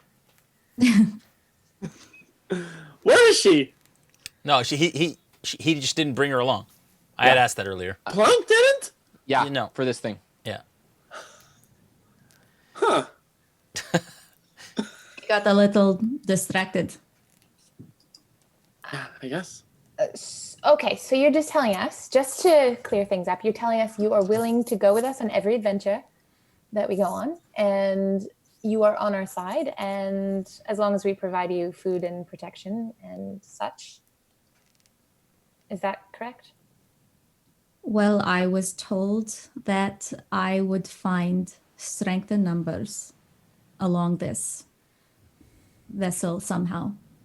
And this must be it, and I trust her. And who told you So that? if- Lisa? Lisa. Okay. And so if you are willing to have me around, I will also do what I can to help and to protect you as well. I don't really know where I'm going, but Strange just- place. Strange place. Cat, talk to turtle about birds and bees. All kinds of crazy things. what is he talking about? In my head, I'm going, seriously, these people are crazy. That cat over there was talking to this turtle over here about procreation the other day. This is the foolishness. And everyone else hears, Cat, turtle, birds, bees. Okay. It is early. We'll probably just go and get some breakfast, and you could meet my friend. Okay. Unless you all want to stand here and do this some more. So shall we go to the mess hall? Yes, Yeah. and let's spend. How long's the journey? Let's spend 2 days there. Yeah, so you have a couple days left, at least, in the journey to Darktow. The understanding, Cyra, is that you want to remain hidden until then. Yeah. And I guess the hope is that the party will help to keep you hidden until then, bring you food Yeah. and kept you fed and all that kind of stuff. Mm-hmm. And then just Yeah, walk whatever. off the boat, basically in the ring. When it's absolutely necessary, because it's once per long rest. Yeah. however long I choose to be in there. Yep. I need to, yeah. Okay. Can you come out of the ring while somebody's wearing it? Yeah. Well, somebody else can wear it, but it's still mine. So if I did trustingly give it to one of you, yes, Plunk, I see that. I found Yeah. it. I did find it. I found it. And to everyone else, it sounds like, Me. Snow's the most trustworthy, that's for sure. You can't just claim that yourself. Just because you're I friends. can't. Oh no, for sure he is. Yes. I'm sure we can make a system where we take turns. It's not that I distrust any of you, so. Oh, you'll get to know them. But maybe, and I say to Plunk, maybe you get first dibs. It's that you found it. It's fine. Oh, that's totally great. I really appreciate that. Yeah. All right. The rest of the voyage goes fairly uneventful. And on the morning of the 7th day, you start to make your way into Darktow. Past the drag shallow reefs, past the emplacements of ballistas, as the ill hand changes its flags to denote the fact that it is part of the revelry.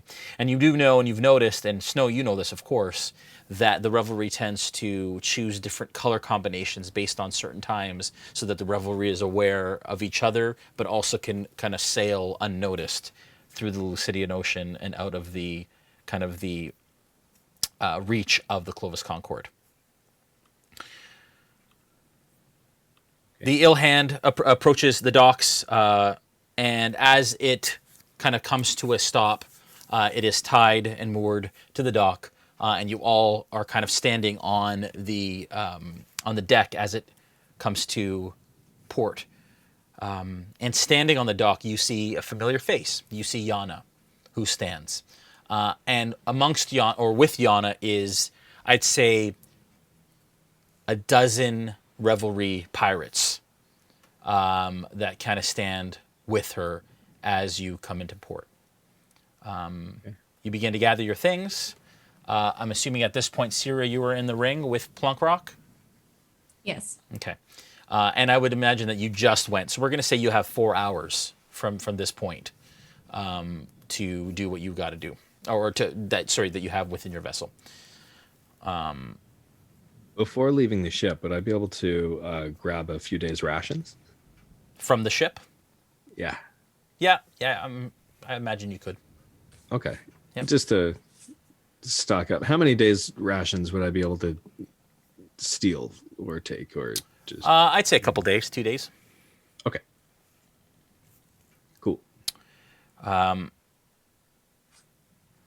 Just to remind everybody, in the creeping darkness as you approach Darktow, they begin to light lanterns as it is kind of the early morning dawn. As you approach, you see jagged cliffs of varied height and shape that rise out of the ocean, creating the impression of a massive toothy maw, an island city of volcanic rock dotted with hundreds of flickering torches and lanterns. At its base, a scattered web of shipyard hosts dozens and dozens of ships. You are now in Darktow. You all gather your things, I assume. You're all wearing your armor, I assume. And you approach the gangplank as you cross.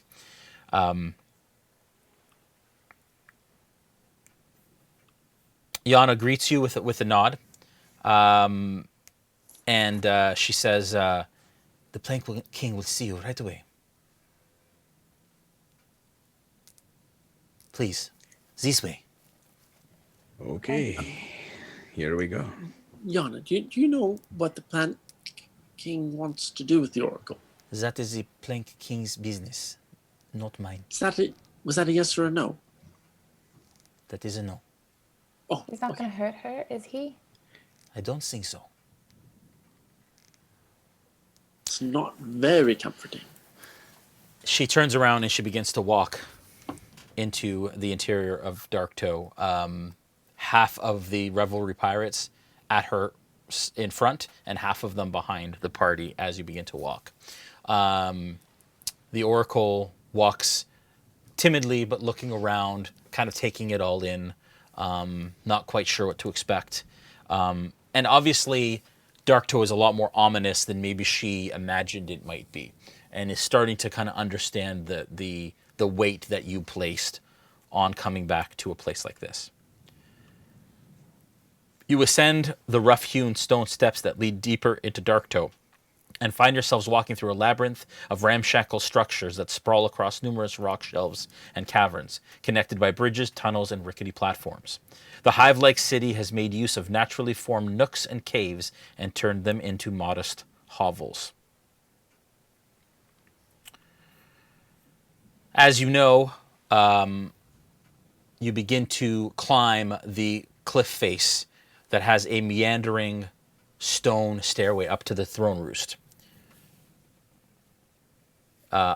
As you head up the precarious set of winding stairs carved out of the natural rock, you climb what feels like 100 or so feet, at which point the torches that line the stairs are replaced by the familiar pikes that are stuck in the ground, bearing heads at various degrees of decay. And again, as this continues to happen, the Oracle seems more and more concerned, but still fairly steadfast. You do notice, though... Go ahead. Reassure her just as we go. Like, say, don't worry. We won't let anything happen to you. You do notice that as you climb, one that stood out last time, there was a head of... there was a skull, kind of an angular skull with red locks, and it is gone. A lot of the skulls are still there. Some of them are just skulls now. Some of the heads that were in various degrees of decay. The one with the locks is missing from the pike. You climb another 100 to 150 feet until the stairs end at a wide stone shelf overlooking Darktow, its furthermost edge looming some 300 feet above the rocky inlet below. A cave mouth greets you against the cliff with warm firelight within. 2 revelry pirates, heavily armed and armored, stand watch at either side of stand to either side of the gaping opening. You smell the smell of cooked meats and sauces, which mingle with wet leather and stagnant water as it wafts out to greet you from the entrance within. You also hear soft music played by fiddle and squeezebox as you stand outside of the gate. At this point, Nyana stops, and she says, "This way, I would suggest no funny business, if you understand what I'm saying." I don't totally understand. You probably need to be pretty clear with us. Don't. She means to Mess be around. respectful to the planking. Oh, yeah, of course, yes. And none of you have met the Plank King. None of you have even seen him yet. You met with his aides up to this point, and this is the first time. As she kind of leads you in, the rest of the Revelry Pirates stand outside. They stay outside, and you see some of them start to kind of descend the throne roost stairs again as Yana walks ahead into this massive cavern which you have seen before. This cavern stands some 50 feet by 50 feet, rough-hewn out of rock, out of the cliff face. And you have been in this room before, but you met with one of the Plank King's aides previously. There is a red, kind of moth-eaten, dirty carpet that runs from the cave mouth up to a collection of rock above which a throne sits.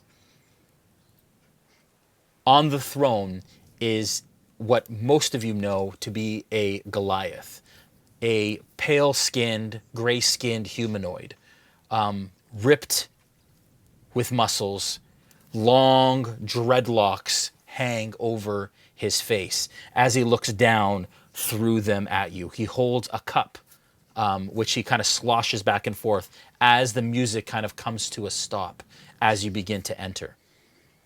You do notice that he has no eyebrows, no beard, and no other hair on his body to speak of.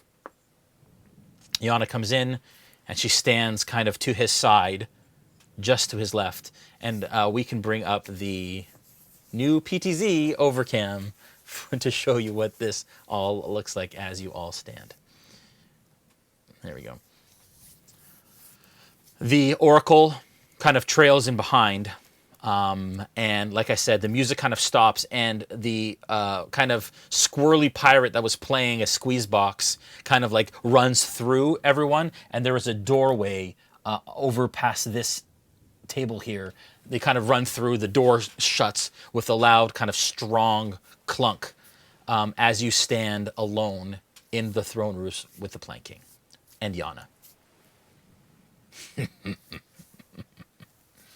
Welcome. I've heard much about you. Welcome to my throne roost. Yana, please. Some wine, perhaps, to all of you? Sure. Good. No need for long faces. This is a welcome. Welcome, of course, back to Darktow. Where's the music that we were first hearing when we came into? Yeah, to so that Darktow? squeeze box that was being played by that pirate, he kind of tucked it under his, and he like scurried out the side door and closed it. Okay. And at this point, there is a table, like I said, over to his right, full of like food and wine and so on. And Yana kind of walks over and begins to pour cups for you as she begins to pass them out. You have brought something for me, is that right? Let me understand what it is you have brought. We have with us our With us. friend, the Oracle.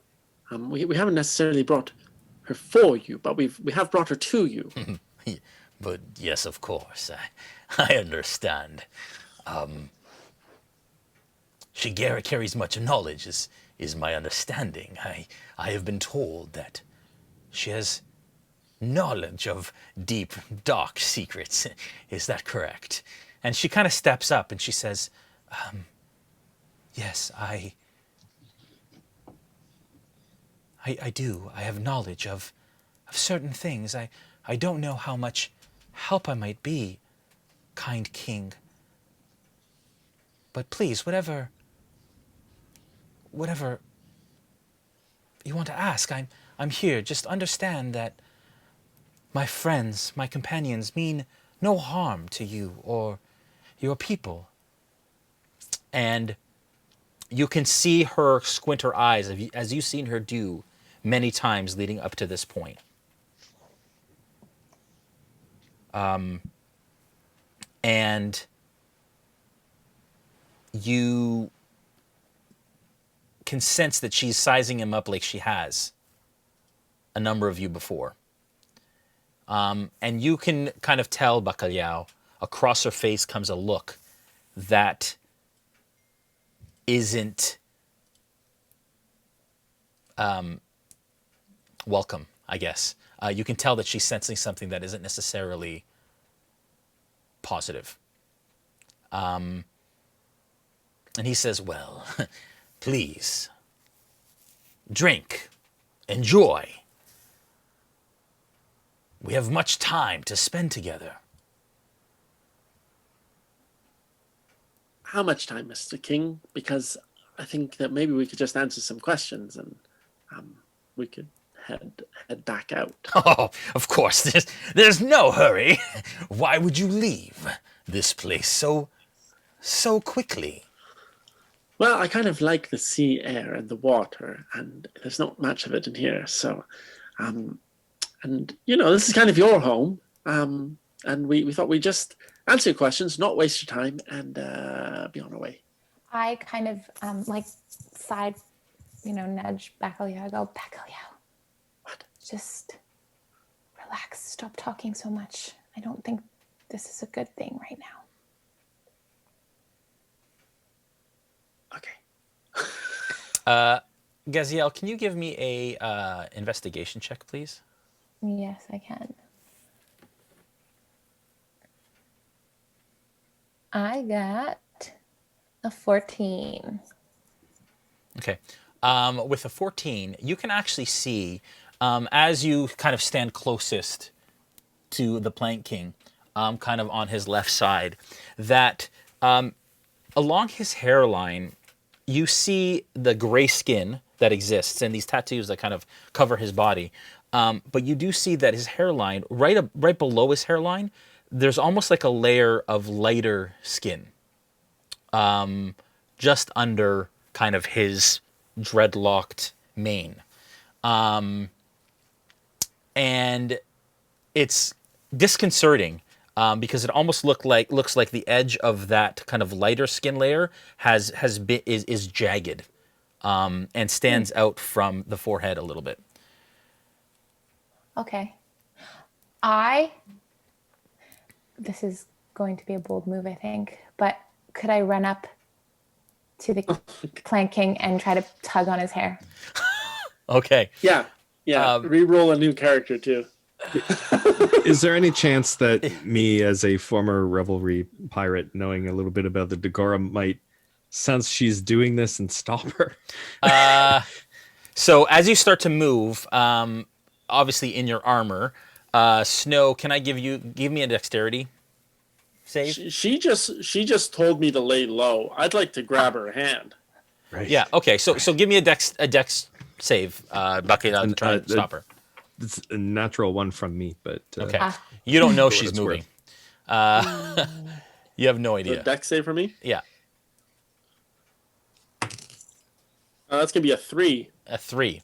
All right. So neither of you are able to stop her from moving as you begin to, and you kind of scurry up. Is that right? Yeah, I scurry up, but I don't want to look like I'm about to attack. I want to, scurry up in like kind of a low key kind of scurry. I mean, that's so dead. So explain to me your approach. Are you trying to low key run up to the king to pull his hair off? I just want to go and tug on his hair. Okay. So as you start to come up, he kind of stands and looming over you. He's you imagine 7-8 feet tall. So he's 5-6 feet taller than you are. And as he kind of stands at the top, he says, "May I help you?" As you begin to kind of open this, kind of climb the steps. You can continue to approach if you want, but at this point, he has seen you start to come at you, and he has stood. And you distinctly hear the draw of a bowstring from somewhere above in the darkness of this chamber. I just wanted to say that we are privileged to be here with you today, and we are so glad to have brought you what you were looking for, Plank King. Yeah, I'll run up beside her and with a certain amount of reverence go, Yeah, so nice meet you. And I just take a bow. Yeah. yeah, I'll grab her hand, bow, and then step backwards slowly. Okay. Backwards slowly. Back to the rest of the party. Yeah. Okay. All right. But with that, was I able to see a little more closely at his face? Was I able to recognize anything being so close to him? So being a bit closer, you notice that it actually looks like he's wearing somebody else's scalp. Oh my. Ooh. The rest of you haven't quite seen this and taken this in yet.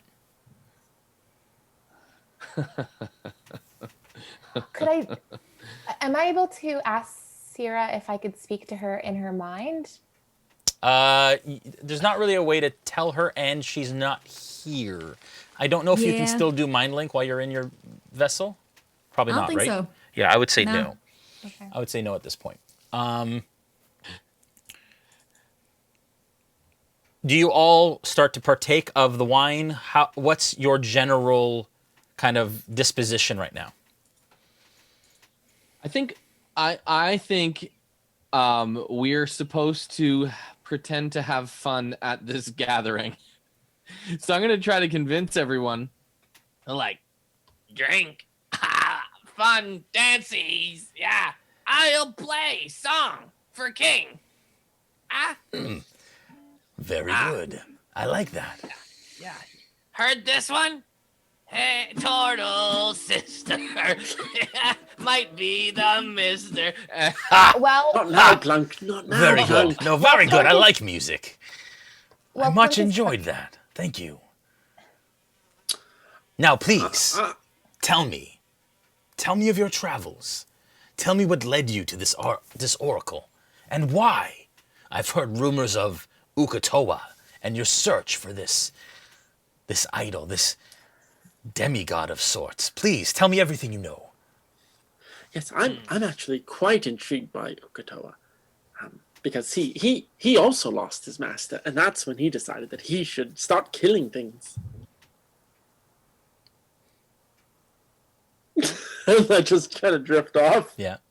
in this thought of like Uk'otoa, who also lost his master and then went like totally haywire. Right. Anything else?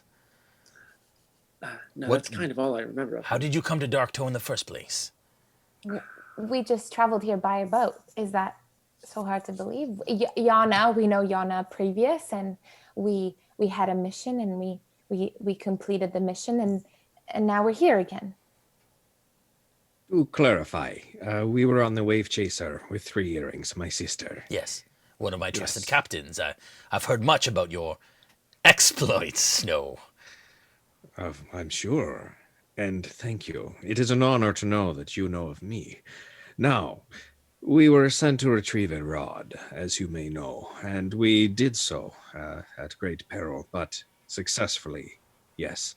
And from that, we learned a little bit about Uk'otoa. We went to a temple of Uk'otoa, and that is where we came across this oracle. And the oracle has some dark tidings, and I believe it's something that may be something that those of us here may have to look into.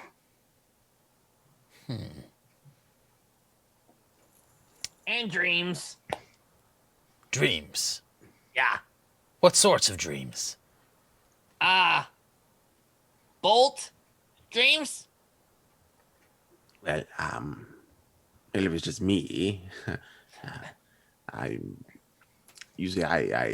recently, and I kind of show up my mechanical tail. I recently invented just a new little tail for myself, and I don't know, maybe had something to do with the reminding myself of what the balance felt like as a boy when I lost my original tail, and I may have just brought things to mind and things that were scary when I was younger that I caused a rather scary nightmare to occur, which it was just once, and I wouldn't want to bother you with any of those details. I'm just Is there anything of substance that any of you have to tell me? You have been on many adventures. Not a whole lot, really. We got the rod, and then we found the oracle, Yes. and now we're here. Yes. There's not a lot. So if you have some questions, though, we could answer them. I do have one burning question, and that is, of course, why Snow would decide to leave the revelry for the likes of you. I think we're pretty nice people. We're just on a mission, trying to do the best that we can. He kind of sits back in his throne. He takes a sip of his wine. Oh, I remember. Reward?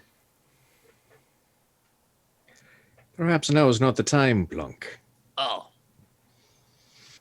Snow, perhaps you should speak for yourself. Tell me, Yes. what of this band of misfits has drawn you away from your sister and our family? And a good family it has been, yes. And because of this goodness, I have been given this opportunity. You see, I see a future where us, this band of misfits, as you call it, comes together and stops a great evil from destroying much of what we love in these lands. Gaziel herself has been called by a god and spoken to directly. I believe that whatever it is that we have been assigned to by the fates at hand, by the powers that stand so strong around us, that very calling is what speaks to me now. It is what brought us together, and it is what will lead us to victory, to save this great land. Yeah. Yeah, slow clap. Sounds like a worthy cause. Very worthy, in fact. You would do well to pursue it. Just remember why you got where you got. And if we ever need you, Snow, we expect your fealty. We expect your loyalty. Of course. Family is important. Blood is so thick, especially here. You all helped to raise me up. You took in this blind kitty that I am. You saw my gifts and my skills, and you helped me to hone them. And for that, I am ever grateful. Thank you. So you are all free to go. Please, go along your way. We take On the that- oracle with us. Except for one. We have provided and prepared a place for the Oracle to stay. She will No. be safe, No. and she will stay with us. Can we see the place that you've prepared? Give me a persuasion check on that. All right. Persuasion. That's a 12, sir. That's a 12. He says, I don't think so. The Oracle stays with us. Well, yes, okay, I'll stay. Her and I can stay. That's fine. Bacalhau, no, we're taking her with us. She's coming with us. We could both go. Yes, we're going to go. I'm not sure if we're staying or if we're going, but we're probably going to do it all together. He starts Allow me to explain. She is integral to this mission that we are on. Without her, we will surely go off our path. She can tell you herself, if you wish to know. In your head, Bacalhau, you hear the Oracle say, "You cannot let me stay." I've just decided we're not staying.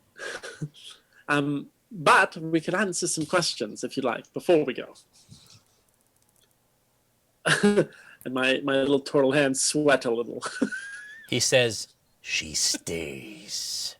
And you see him kind Sorry. of stand again Yes. just before his throne, and he takes a step down the first step of his, basically the platform in which his throne sits. Okay, so I will at this point interject and just apologetically approach him, but try to convince him. No, she comes with us. Leave And I try to persuade my him. roost. Roll a persuasion Okay, check. we're all going to go then. That's a natural 20. Yeah! Sorry, Can what I was the see that persuasion that you graphic? had? That we're gonna take her with us.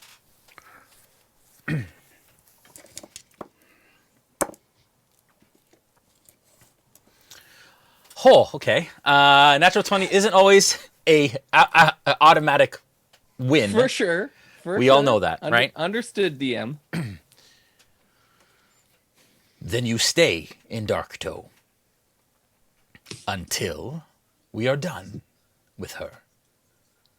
What does that mean? What does done with her mean? She serves a purpose for us. She has knowledge in that thick, leathery head that we need. And we will get it one way or another. So I you would go suggest you just ask. shut Yeah. your turtle mouth. And with Could that, I? his arms begin to tighten, his fists move into fists, and you see the veins begin to raise above his skin as his We're gonna back go. begins to We're going. raise. And he says, "You do not know the games you play, turtle. I will have dinner out of that shell by the end of the day if you don't shut your mouth." Let's go. I reach Going. into my component pouch and I pull out a little twig and I say, I enjoy dinner inside of this shell every night. At this point, I would like you all to roll initiative. Oh, Please. Damn it. Knew it was coming. Well, that's a totally crazy My situation. muscles are tense here. All right. 20 to 25. What did I roll? Sorry there, my friend. Okay.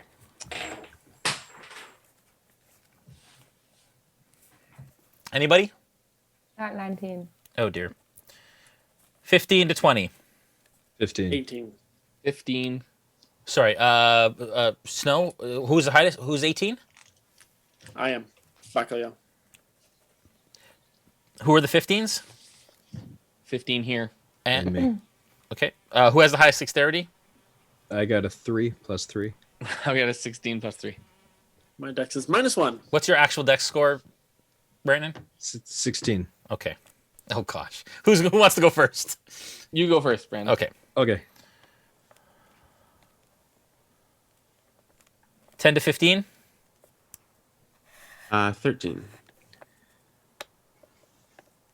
5 to 10.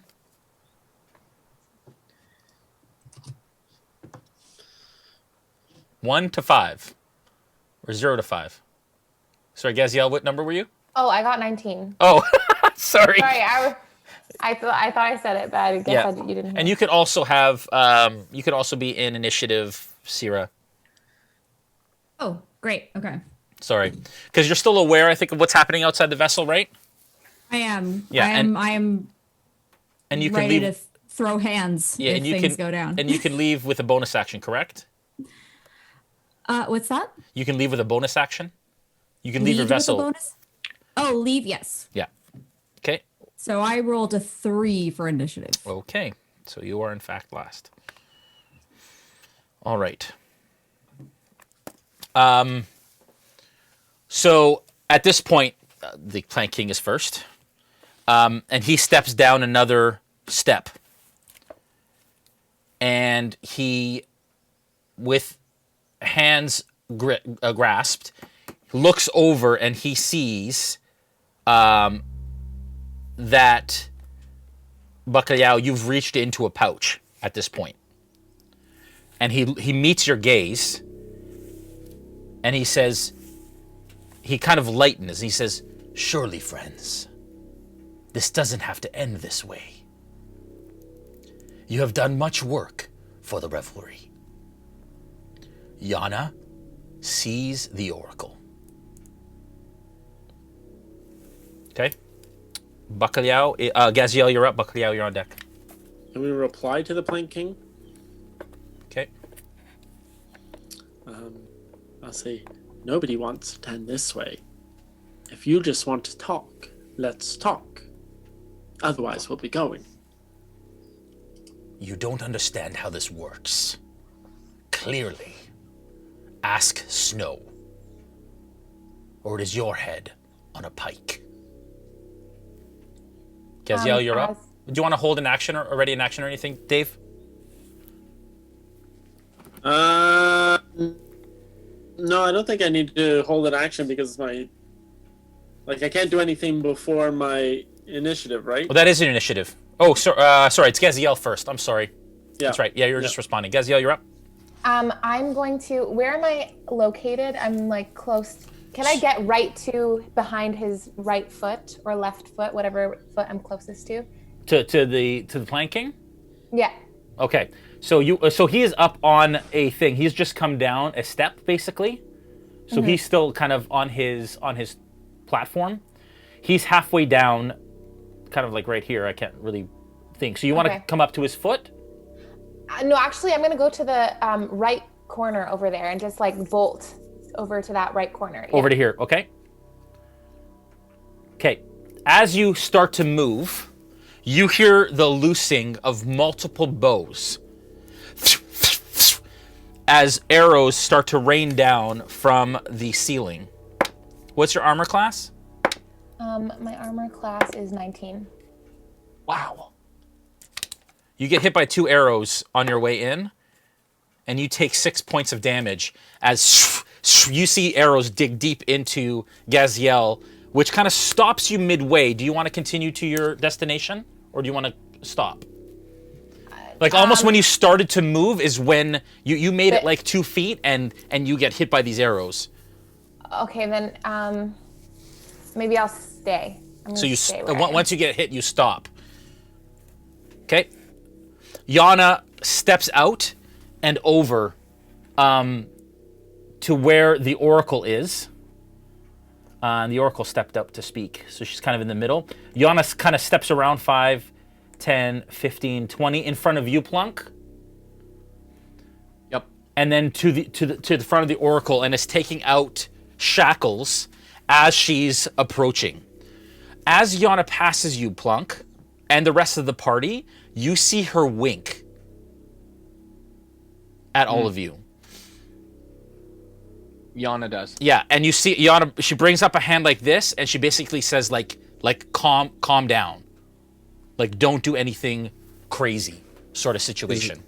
Anything in that I can sense though, because I would not see any of it. So yeah, that's a good question. Can we tell if this is like check legitimately with disadvantage?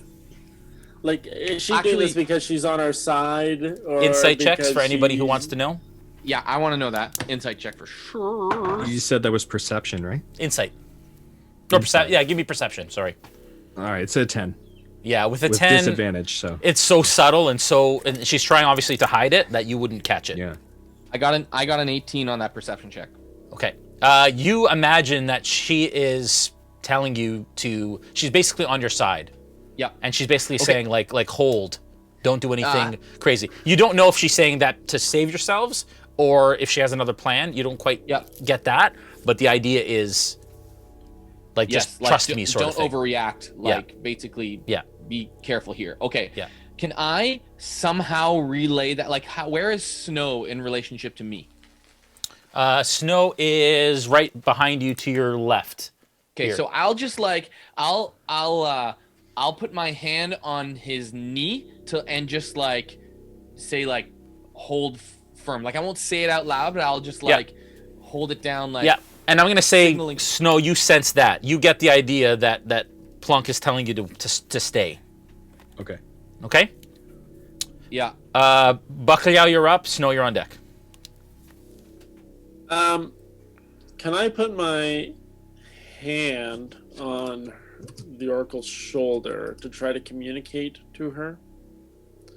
Like, I know I can't initiate that communication, but by putting my hand on her, can I listen for a moment to see if she gives me any clue back? Yeah, and you can try and talk to her. Like, you can push her thoughts. She speaks telepathically. She doesn't have an ability to do it, so she doesn't have to initiate it. But you can try and reach out, and you can communicate with her if she's listening. Okay. So I will put my hand on her back and just say, like, tell us what you want. Tell us what you want us to do. Okay. All right. And you hear her say, steady. Okay. I will hold an action then. Yeah. You hear her say, this will not end well. We have a friend among us. Okay. Oh, I'm going to hold an action. Yeah. That if the Plant King attacks any of us, Plank king, the Plankton King. Yeah. Plankton King. Yeah, exactly. If he attacks any of us, Yeah. I'm gonna catch Witch Bolt at 2nd level. At him. Yeah, if he attacks Okay. any of us. Okay. Got it. If he does any damage Yeah. to any of us, Okay. he's getting Okay, Witch Plunk, Bolt. you're up. Bolt, you're on deck. Okay, so I'm going to go to the Oracle, Yeah. hold her hand, Yeah. basically calmly. Yeah, you're right Put- beside her, so you just reach up. put Yeah. both my hands on her hand. Yeah. And basically show Yana to her hand, like looking at Yana like we're trusting you. Okay. You know. All right. Okay, good. Bolt, you're up. Cyra, you're on deck. Okay, so seeing the arrows that just got fired, and looking around that, like, we have no way of knowing kind of what we're getting into. I'm just gonna say, all right. I think I think cooler heads can prevail here, and if we just take some time, talk this through, perhaps we may come to see things that we did not recognize before, and maybe our friend here is actually going to be treated very well by the Plank Kings. 6 seconds. Cyra, you're up. Bolt soliloquy. So, I don't see. I'm just kind of worried now if I pop out that all bets are off. So, I think I'm gonna hang tight for a sec. Okay. And if ready in my action? ring takes, Yep. if my ring takes any damage, Yeah. which it can, Yeah. and I could, so I will ready. I'm gonna ready a witch bolt if things go sideways. Okay. I guess the While only you're the in the- problem is you can't take a bonus action as a readied action. So you can't. Oh, So it would have to be your next turn. So you have to come out and then ready the action. okay. You're aware of the situation while you're in the ring. Yeah. I'm not. Oh, you're not. Okay, You're not am I? aware. I thought you. I think I Maybe not. am. Yeah. I think you are It aware and doesn't you can see your say. surroundings. I think I am aware. Yeah. Yeah. We're gonna say yes for But now. We'll I have to look into it. can't- Yeah. I just can't communicate Yeah. Right. through it. Yeah. That's So crazy. I kind of don't want to stir the pot yet if things get, so I'm just going to hang tight. And Yep. then if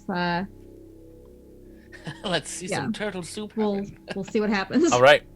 All right. The king waits on that step as he watches Yana. Gaziel, you're up. I want to pull the arrows out of my body Okay. and go, what was this for? What's this for? That's awesome. Then throw them on the ground Yeah. and go, okay, we'll just let it go. We'll let it go. That's awesome. Okay. And as you kind of look up in the direction, you absolutely see that there are kind of alcoves all along the inside of this cavern, and there are multiple glints of metal and movement that you see within kind of the upper reaches of the throne roost. At this point, Yana steps in front. She takes the shackles and she places them on the oracle's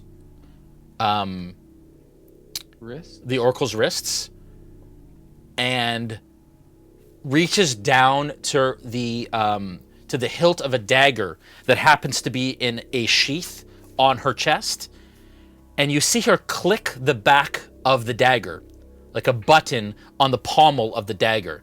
As that happens, magically, there is a puff of black magical smoke that then exists and shoots outwards, obscuring a 30-foot area out in front of the throne. And in your minds, you hear the oracle say, "Follow my voice, run." And that is where we're going to end the session for this evening. Oh. Yes. Welcome to Tides of Wildemount, Season 2. Thank you, everyone, for joining us tonight. We are going to do the draw for the Tasha's Cauldron of Everything, which is for your D&D Beyond experience. We'll do that draw. I'll just wait on who that winner is. In the meantime, if you enjoyed what you saw today, consider following. We are going to do a draw when we get to 7,500 followers for a silver edition box of Icewind Dale of Rime of the Frost Maiden by Beetle and Grimm. And it's a great giveaway. And then at different levels, we're going to do different giveaways. We'll do at 10,000 followers, we'll do a Curse of Strahd Legendary box. And then at 15,000 followers, we're going to do a Platinum Edition Rime of the Frost Maiden box. And obviously, all of those are very valuable from a market perspective. So, you know, huge, awesome giveaway. Thank you so much to Beetle and Grimm for that. Thank you to Dungeons & Dragons for hosting us tonight. Thank you for Sirenscape for sponsoring us. And B. Fisher 13 is the proud owner of Tasha's Cauldron of Everything. It's a really great book. We've incorporated a lot of that into what we're doing now at RealmSmith. It's already been infused into all the areas, including Cyra, who is taking some of the stuff in that book. And so is Bolt, who's an artificer. Lots of really fun, awesome stuff in that book. So enjoy that. We love you guys. Tomorrow night, check out Behind the Screen with myself. Thursday night, Players Table with Joel Auge, and we'll be back next Monday. And then sit tight, Discord. That character creation guide is coming to you tonight. Fresh off the presses. Create your characters this week, and we'll have more news for you about quests and about dailies next Monday. You guys have a good night. Say bye, everyone. Bye. Bye.